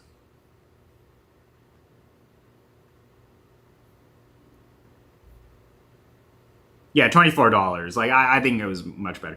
Ever tried Lana coffee from Fresno? I haven't. I guess I will keep a look at it. Favorite budget coffee? Budget coffee is still S&W. S&W is amazing for what it is. The fact that S&W, like, I love when I type SW roasting. This is the first thing that shows up. The MSG collab. So swroasting.coffee, amazing. Look at the prices. I think this is some of the most amazing coffee for the quantity of coffee that you get. These are, by the way, I feel very shamed. Nick, if you are watching this, I am so sorry. Let me go and grab the bags.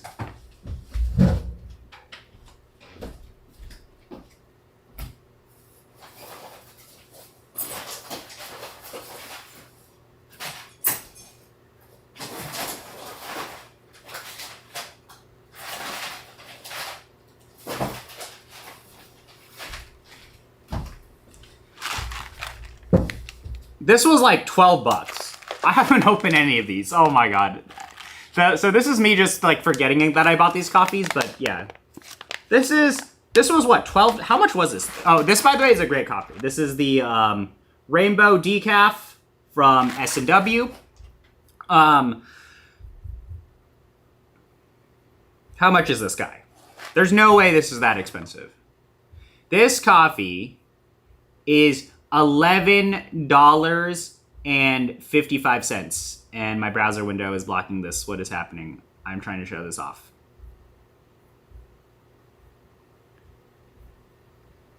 This is $11.55 for 300 grams, right? So, like, a lot of these coffees are insanely good when it comes to pricing, and I still think they are the best value coffee roaster if you are looking for, really great quality, but you are budget conscious. I think this is great. I do think, honestly though, I feel like Nick prices his coffee way too cheap. I just like don't think he should be selling his coffee this cheap.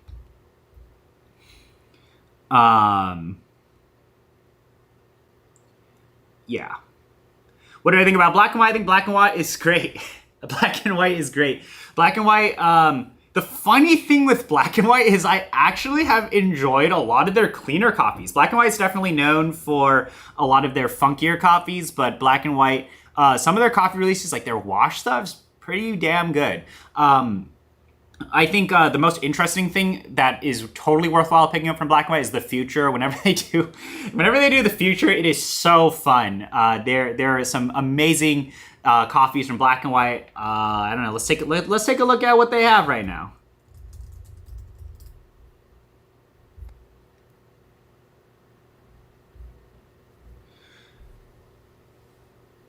All right, let's see what black and white has.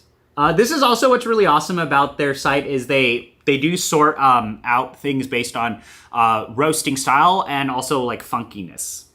So I guess also black label is interesting, but I haven't had a lot of peach geisha. Whoa, what the? I guess it's sold out already, but co-ferment is okay. This is a co-ferment. Like this, I heard was really good. Their Ben Paz I heard was really good. They had Stefan Muller. Yeah, I mean, well, actually, what do they have that's actually in stock? This looks interesting. Ooh, dynamic cherry. Yeah. So the thing is like I think a lot of these coffees are all pretty good for. Okay, they're doing a ton. Wow. Oh, this one's fun. If you have ever had had one of these coffees. I also think a lot of the Ivan Solis coffees are good. It just depends on your tolerance to funkiness. But yeah, okay, they have a lot of stuff still in stock. They had the Gamma Tui Natural, which tastes like grapes. Kind of a weird coffee. Michael, well, there are two Michaels in chat, and you guys are both Michael G, which is funny. S&W, it's like you can try so much coffee for the money. Now, personally speaking, I'm less so on quantity. I don't care too much about quantity. I just like that there's a lot of great selection for that $10 to $15 range. It's also something that you can do with Apollon's Gold. I mean, AG, the fact that you can do this with AG is great because like on AG, right, I can basically go to AG's website and like you can pick up so many of these coffees for like $10 to $20. Like look at how many choices I have for $10, right? I mean, they're like 100 grams, but you order this, and if you order enough, the coffee is free shipping. So like I can get so many different coffees in a single order. And, sometimes AG roasting is a hit or miss, but like, like you get a natty Pacmara, right? And the awesome thing about AG is like, 60 to 90 days is light. It's a coffee that you can buy and just like forget about it. And then you discover it months later and it tastes amazing because it's fully rested. So it's great. Have you seen 100% organic geisha? I have. It is not a Swiss water decaf. It is an EA decaf. This is another coffee worth talking about. This one here, the Blendin Coffee Club. This decaf, I think, is my favorite decaf so far. I have not found a decaf that is this impressive yet.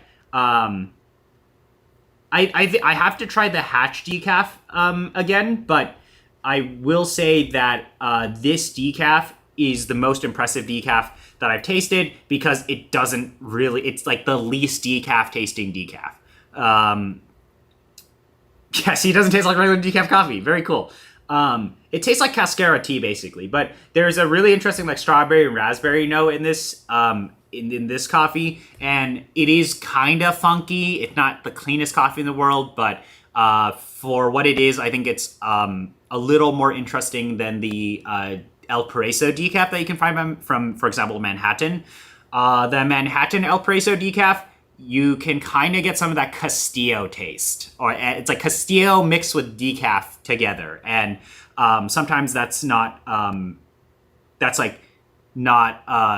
best experience. Whereas this here, because I think at least the Splendid coffee stuff, this guy, he's roasted more of that Chinese style roast, and a lot of that Chinese style roast is very like sweetness emphasized. So this is like just a sweet tea basically. I mean, not like Southern sweet tea, but like very sweet tea-like profile with a lot of, it's like cascara tea basically. So I was quite impressed by this coffee when I cupped it. Definitely would recommend picking up a bag of this. Oh my God, million chat messages. Check the link that I sent above. Hold on. Did I miss your link? Can you put it in again? It might be YouTube.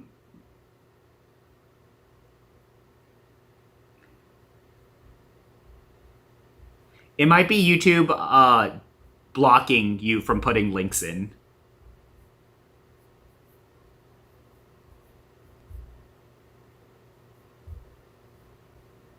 Let me see if I can pull it up. Yeah, YouTube might be censoring the links, especially on live chat. Like or like on the live streams, they might be like, you're not allowed to put these links in because you could be sending people to very sus areas. Like maybe put it and like put a space in it or something. I have tried the Koji stuff from Luminous. I think Koji, if done correctly, is pretty good. I would totally go to Blendin. Try their coffees out.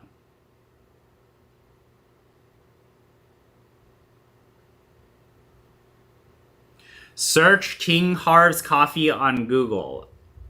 Okay.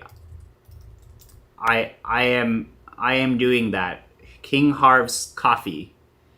King Harv's Imperial Coffees, rare and exotic coffees. Where? Whoa. Whoa. What am I looking at? Is this like AI generated?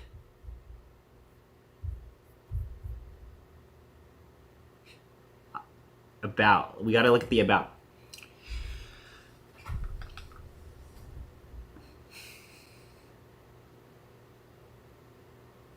Damn. Okay. Florida roaster, okay? They're at the farmers market every week. Very cool. They've been roasting for a while. What is this? Damn. Is that a gold bag? What am I looking at? This is wild. Okay. All right. So where is this? Where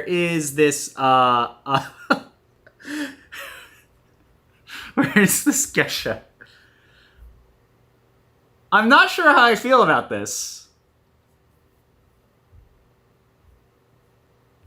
It might be worthwhile try. I mean, and if anybody wants to go on split, everyone wants to split this. Let's do it on the Discord. We can do an order together and split. I'm not sure. Wait, where's the Panama? Okay, here we go. Is it this one? The Panama Geisha Ultra Elite 4-pack. What?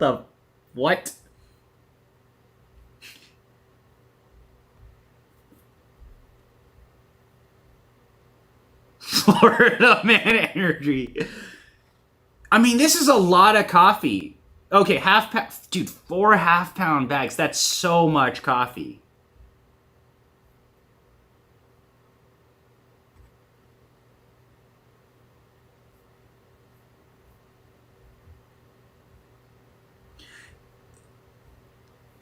This is a lot of like, holy shit, they have so many SKUs.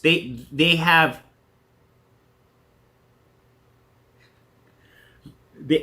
how do you, wow. I mean, this is like, do we have anybody here in Florida? Can somebody in Florida go to holy shit, this is hilarious.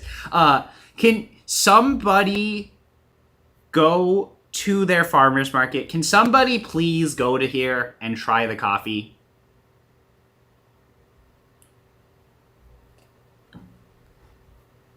I like that they got free shipping and they have 80 coffees and they all do 1-pound bags. Like, this is, I'm like, is this shit AI generate? Like, what the fuck am I looking at here? Anyway, okay, we've learned something tonight. Can I buy like all the buzzwords? I can buy like an organic coffee. Can I buy an organic bird friendly with like all the million certifications coffees around? Like, I mean, I'm quite interested in this because this is a lot. Like, dude, these guys are putting in hella effort into this website. Like, they're like, think about how many graphics they have to put together. Like if you take a look at this, look at it, like the artwork. I don't know if you guys are seeing this, but like the artwork is a little bit different. Okay, so I think this is what he was talking about. He's talking about the $100 Panama Gesha. So I guess we'll buy this in here. Okay, what is this? Lavishly rich with chocolate, truffle, lavender, honey, and citrus overtones, finishing with an exhilarating, elegant orchard of flavors. Exceptionally rare and hard to find. One of the absolute best coffees in the world. A pound. Holy shit. Okay, well, like, where is this from? Okay, oh, Esmeralda. Okay. So the real question is, do we think this is better than this one?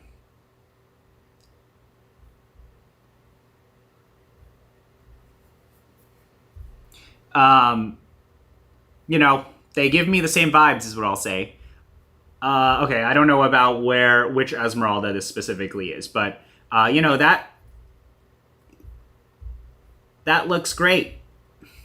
So, okay, yeah, you know, if you want to if anybody wants to split, let's do it in the Discord.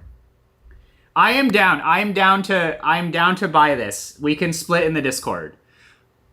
I guess let's let's group buy. Let's group buy.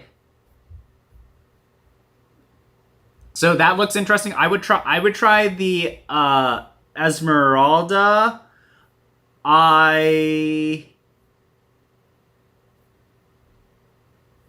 Whoa, what the fuck is this?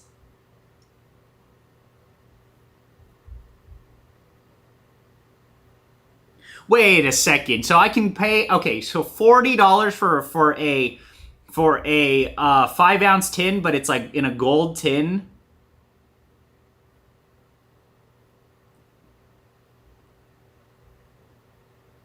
Do you want to split who? Do you want to split some of these? Like I feel like we should buy a pound and split.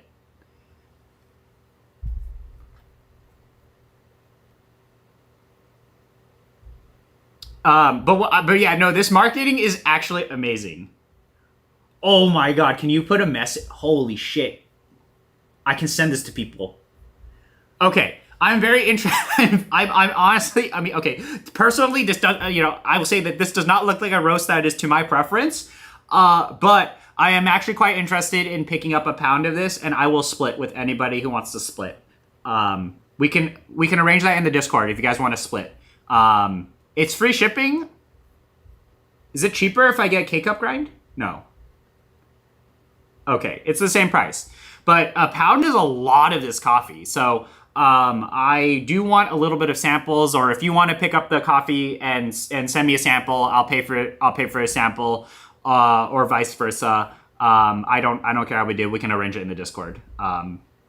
Maybe we should also pick up some of these Planets coffees while we can. The Mars one seems interesting.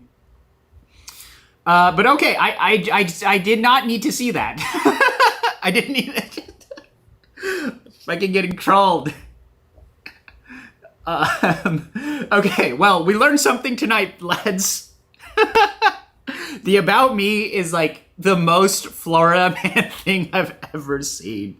This is great. I actually think this is amazing, and I hope their farmers market is cool, but like, yeah, I'm down to split. I think if we could pick up a pound of it for the Discord and we could do a split. Holy shit. That's hilarious. It did look a little bit like charcoal, but we don't know. Okay. I think you have to get both and cup them. Oh my god. Paradise Coffee Roaster. Let's look at Paradise Coffee Roaster. Oh, I've heard of these guys. These guys aren't these guys actually pretty good? They're like the only guys doing actually, real, like the only quote unquote specialty that you can find in Hawaii. I haven't tried it yet.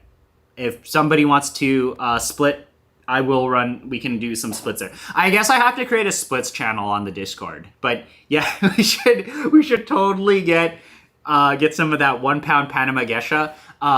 I need to make a Costco trip, but I feel like this is still around. You could buy it in the box set. It was like $70 or something.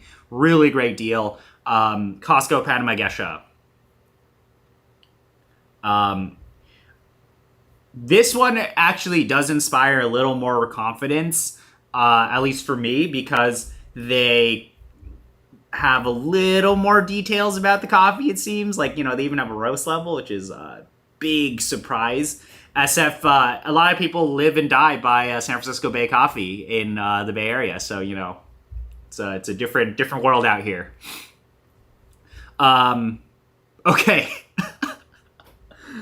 Yeah. Damn. That was whew.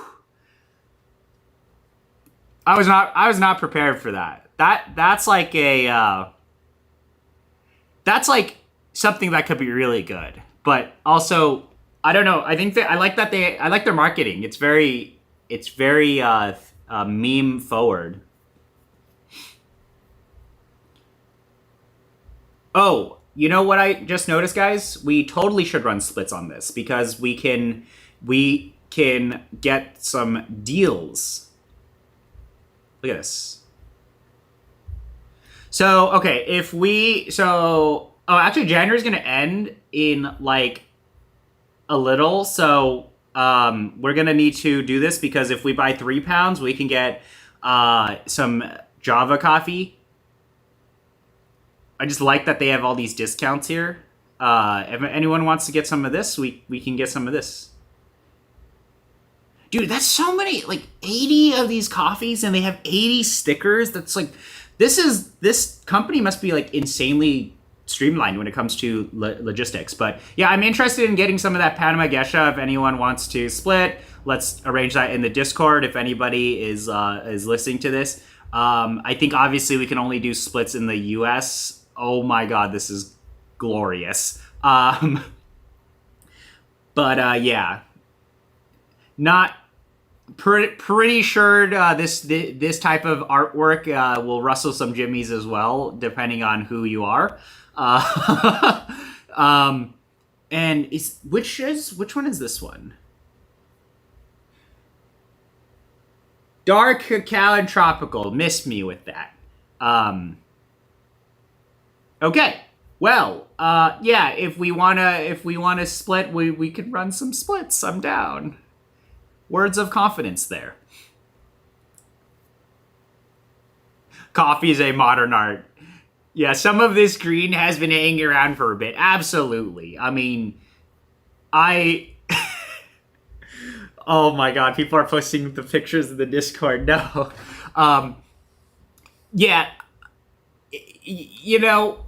if you roast things dark enough, you won't be able to taste your green drop off, right?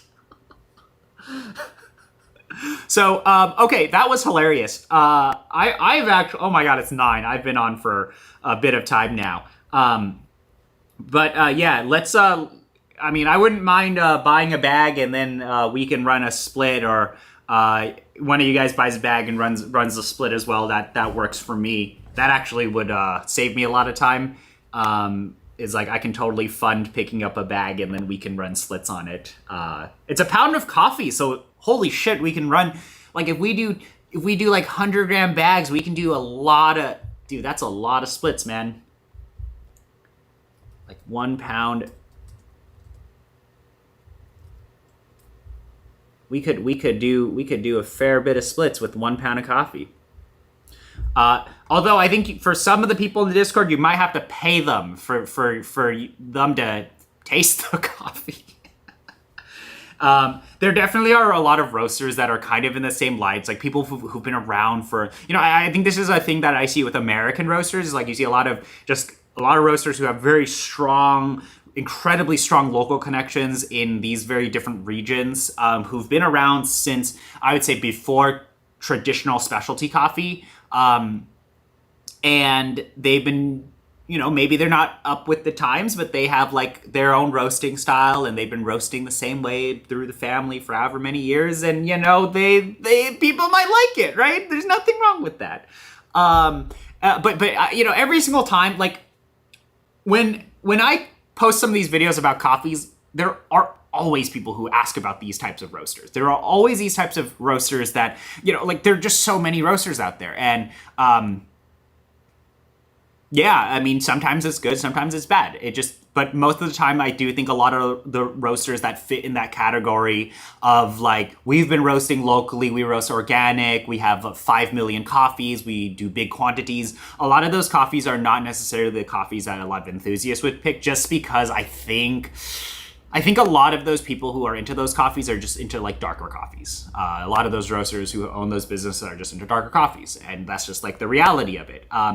But yeah, there are like hundreds of those types of roasters that exist in every single woodwork. Like these roasters just are there, and I see people leave comments about them all the time. And are those roasters that I should buy from? No, I don't think I'd like any of those coffees, but like, the only reason why I'm thinking about this King Harv's one is because, this guy's got dope packaging. He's on another planet. He is literally on another planet, okay? You have to respect the hustle.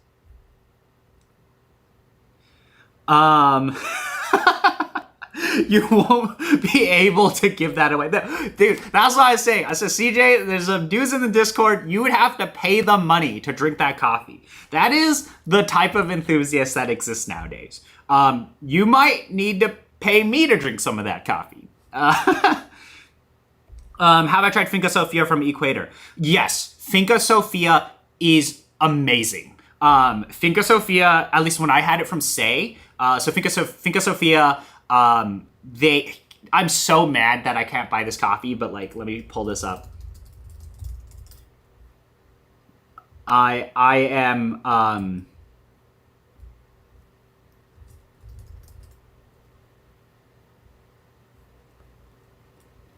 let me show this. I actually got to taste this coffee because I had a birthday event at Say. God damn, this coffee is good. So they actually had this for sale 2 years ago. And this was, it's a natural geisha from, so Equator, by the way, Helen and Brooke, they own Finca Sofia. And Finca Sofia is amazing. It's just really good. It's like, your Panama geisha, man. But I think with a lot of Finca Sofia coffees, there's this really predominant blueberry, like that strawberry and blueberry note that you find out of natural geishas, natural Panama geishas. I think Finca Sofia does like some of the best ones around, although it depends on roaster. I got to taste this coffee because there was a bucket of this at my Say event, and Lance let me steal some of it, and I brewed some cups of it, and yeah, what it is, strawberry, blueberry, jasmine, and peach, and it was amazing. I am so sad that this coffee is only available, I think, at their cafe. You can only get this coffee at Motors in Paris, which is like an absolute tragedy, but I got to try some of it. But yeah, Finca Sofia, absolutely amazing, of a farm. I'm quite new to specialty coffee. Would you say that in the coffee world, you're mostly getting what you paid for? Yes and no. I think the challenge with specialty coffee is, at least as a consumer, there are a million different roasters out there. And what I will say, though, is even bad coffees from good roasters, we'll have a stream on this as well of like, really bad coffee. When I say really bad coffees, I mean like there really just is no quote unquote like actually bad coffee that a lot of the specialty coffee roasters that I buy from now have. Maybe sometimes inconsistencies in roast or coffees that are just not to my preference. But in terms of actual average coffee quality, it is insanely high. I think for a lot of people, it's like, just think about actually bad cups that you have had. Is it because of the coffee, right? Maybe you have terrible brews or terrible espressos or whatever, right? Like that's a different thing than actually bad coffee. And I have not had, at least from roasters that I buy from, truly terrible coffees. Like, yeah, like actually bad. If I take a step back and say like, well, what is what every, most of the world is drinking, right? Most of the people, at least in the States, or if you're in the West, even in Asia, if you're drinking specialty coffee and you are buying from specialty coffee roasters, you are probably having some of the best coffee in the world. At least a coffee that is of a significantly higher standard than what majority of the world and / population drink. And that makes it so that, for what you are paying for, I think you are getting a lot. But there are, of course, levels to this. And quality and value and all of that are not necessarily intertwined in coffee and with most of the tasting things.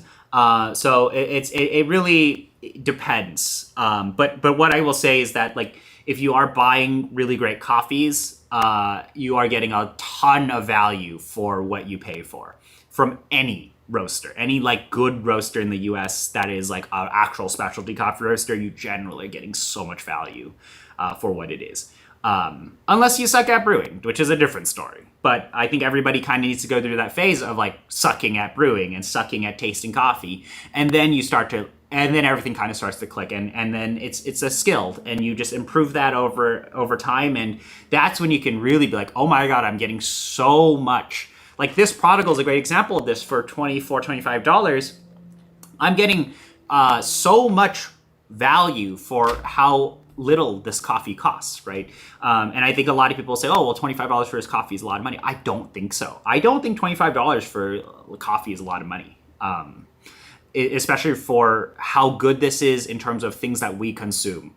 Yeah, like that's a whole deep conversation as well. But coffee is one of these things that's like, we are not, I don't think a lot of people, we aren't paying enough money for it, where in context for how good it is in the general things. Like you can get some of the world's best coffee for $50 to $100, like the best in the world. And that is how much that it only costs. $100 for like the best of something, of a food and beverage thing is kind of crazy, right? When you think about like what is the best wine cost or the best tea cost or like, the best steak cost, right? It's kind of very interesting when you think about it from a coffee perspective. So I do think that price sensitivity and understanding these things is a big focus of mine, but also it's like, you're getting a hell of a lot of goodness for $20 in the specialty coffee industry. At least with those coffees.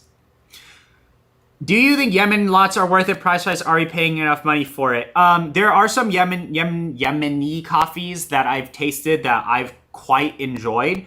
I think Port of Mocha does some really good stuff.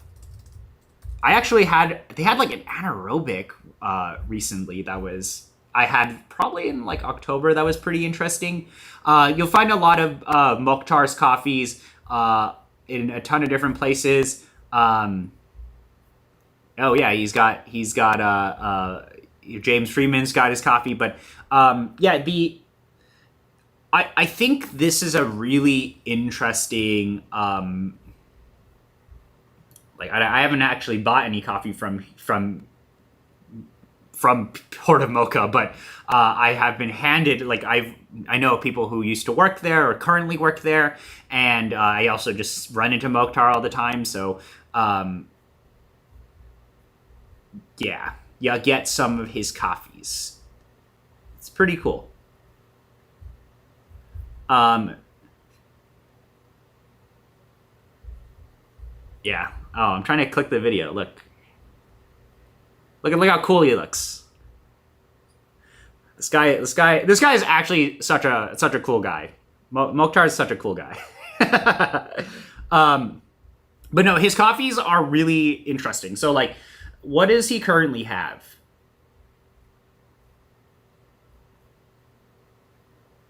Yeah, fruit forward. I think I still haven't had enough Yemeni coffee to like fully put my my palate around it, but like usually there is some sort of like there's this really interesting lingering sweetness with these, but I just don't drink enough of it to have like in my mind know what it tastes like. But the last time I had one, I think it was like an anaerobic that was pretty good. But yeah, I do think that Onyx had some of his coffee as well.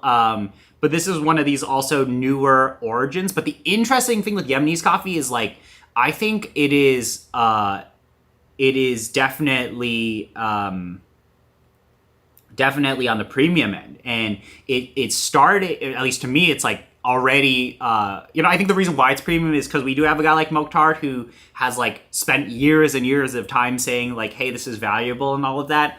But I haven't tried many other Yemeni coffees to like really put my palate around it.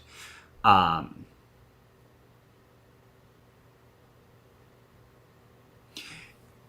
yeah, hey man, there is always a spot for donkeys. So I do think specialty brewing specialty coffee at home, it can be cheaper than going to Dunkies every day. But like at the end of the day, it really depends on what your focus is. Depending on what how deep in the rabbit hole you go, right? Like your cup of coffee could be quite expensive, but like think about it this way: a cost for $6, like if you brew $6 at home. Like if you do the actual math and you brew specialty coffee and you spend $6 on a cup of coffee at home, you are getting like very expensive geishas at that point in time, right? Because like as you go and if you do the math right, you like this is $24. My cost per cup, if I'm brewing like 15-20 grams here, is quite low. And my cup is only around a few dollars, and like if you were to actually scale the cost together, like you could be drinking geishas at people are doing this at home, right? You could be drinking nice geishas at home every day for $5, which is pretty crazy, right? When you compare that to spending $6 every single day. Yeah. But it's like you don't need to be drinking coffee of that price. So like this was what? $24, 250 grams. I'm brewing 20 grams each cup. So I'm brewing like basically less than $5 a day, like 40 grams of coffee for $5. And this is coffee that is absolutely amazing. So my cost is very similar to like a Dunkies, but my actual caffeine content is probably higher, but my enjoyment is way different. Yeah. Oh my god, I've been on for a while. Okay, I am probably going to wrap up. I need to try more Yemeni coffee. Like, yeah, if there's, I think I do remember there being like spices in there, but I had a barista dial in those coffees. Yeah, Prodigal's like closer to $2 a cup, right? So I'm saying if you spend $5 a cup on coffee, you could be drinking hella nice geisha.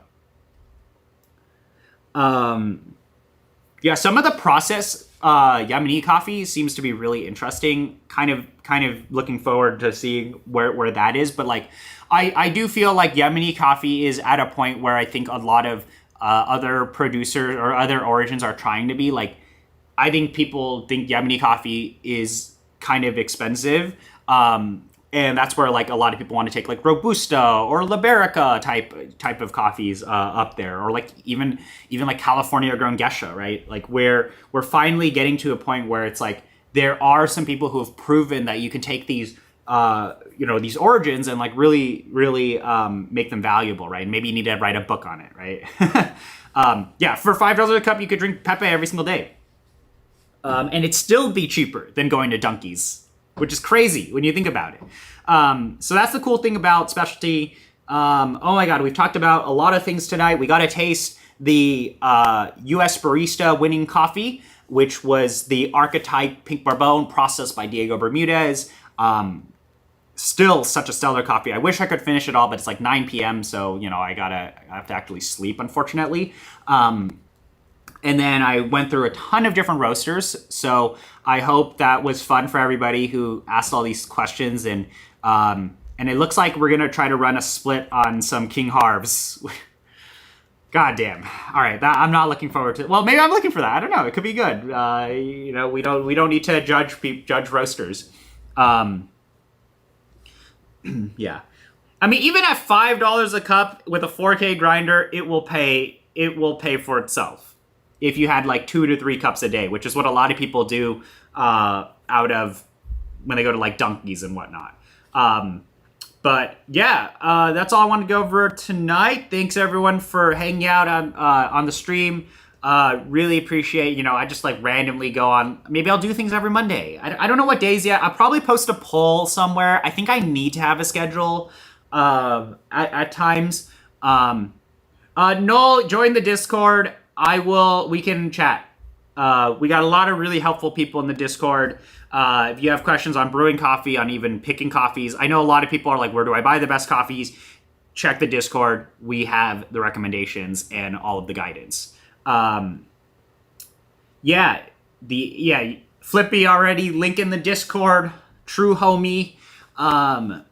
If you guys want to, today is the last day to vote for Sprudge. So if you go on Sprudge, if you vote for me, if I win, I'm doing another Brian Blast release.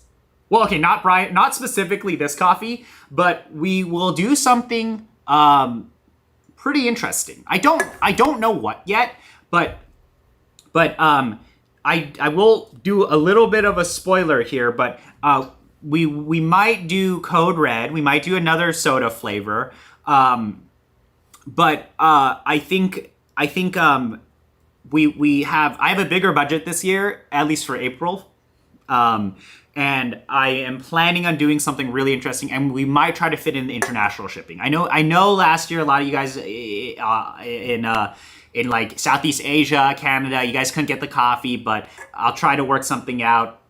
We'll get it out to you guys. But yeah, Aviary, by the way, also, he is finally launching. He's getting his roaster, I think, tomorrow. So it will make the pace at which we can release collaboration coffees at a much faster rate. I mean, all of these coffee releases, I just fund it myself for you guys. And, it's like, money's only worth so much, but memes are priceless, right? Like, that's the mentality I have with coffee nowadays. I just want to have fun. I think there's a lot of fun stuff that I can showcase, and this was one of them. So if I do somehow win, which I don't know, I actually think winning's pretty hard because we got some people who have really big audiences, but I'm trying to spirit bomb. We got to get the people together.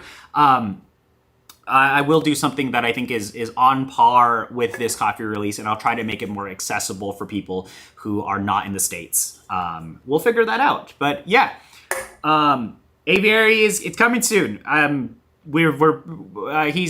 helping him pick some of the coffees, and I think it will be awesome. So yeah. We also will do a stream with him when he gets it ready. I might do this remote type of streaming thing where he gets on here as well, or I will just go over to his place. So I am planning on making a trip out to see him and go and do the whole tour and show off all of that. The upcoming regular videos that I have a video with Little Wolf from Massachusetts. So that's coming out soon. Just kind of finishing up the final edits on that, and then they're going to review it. But Little Wolf will be a really cool video for you guys to see. And then otherwise, like, I have no idea what else I will create at this point in time.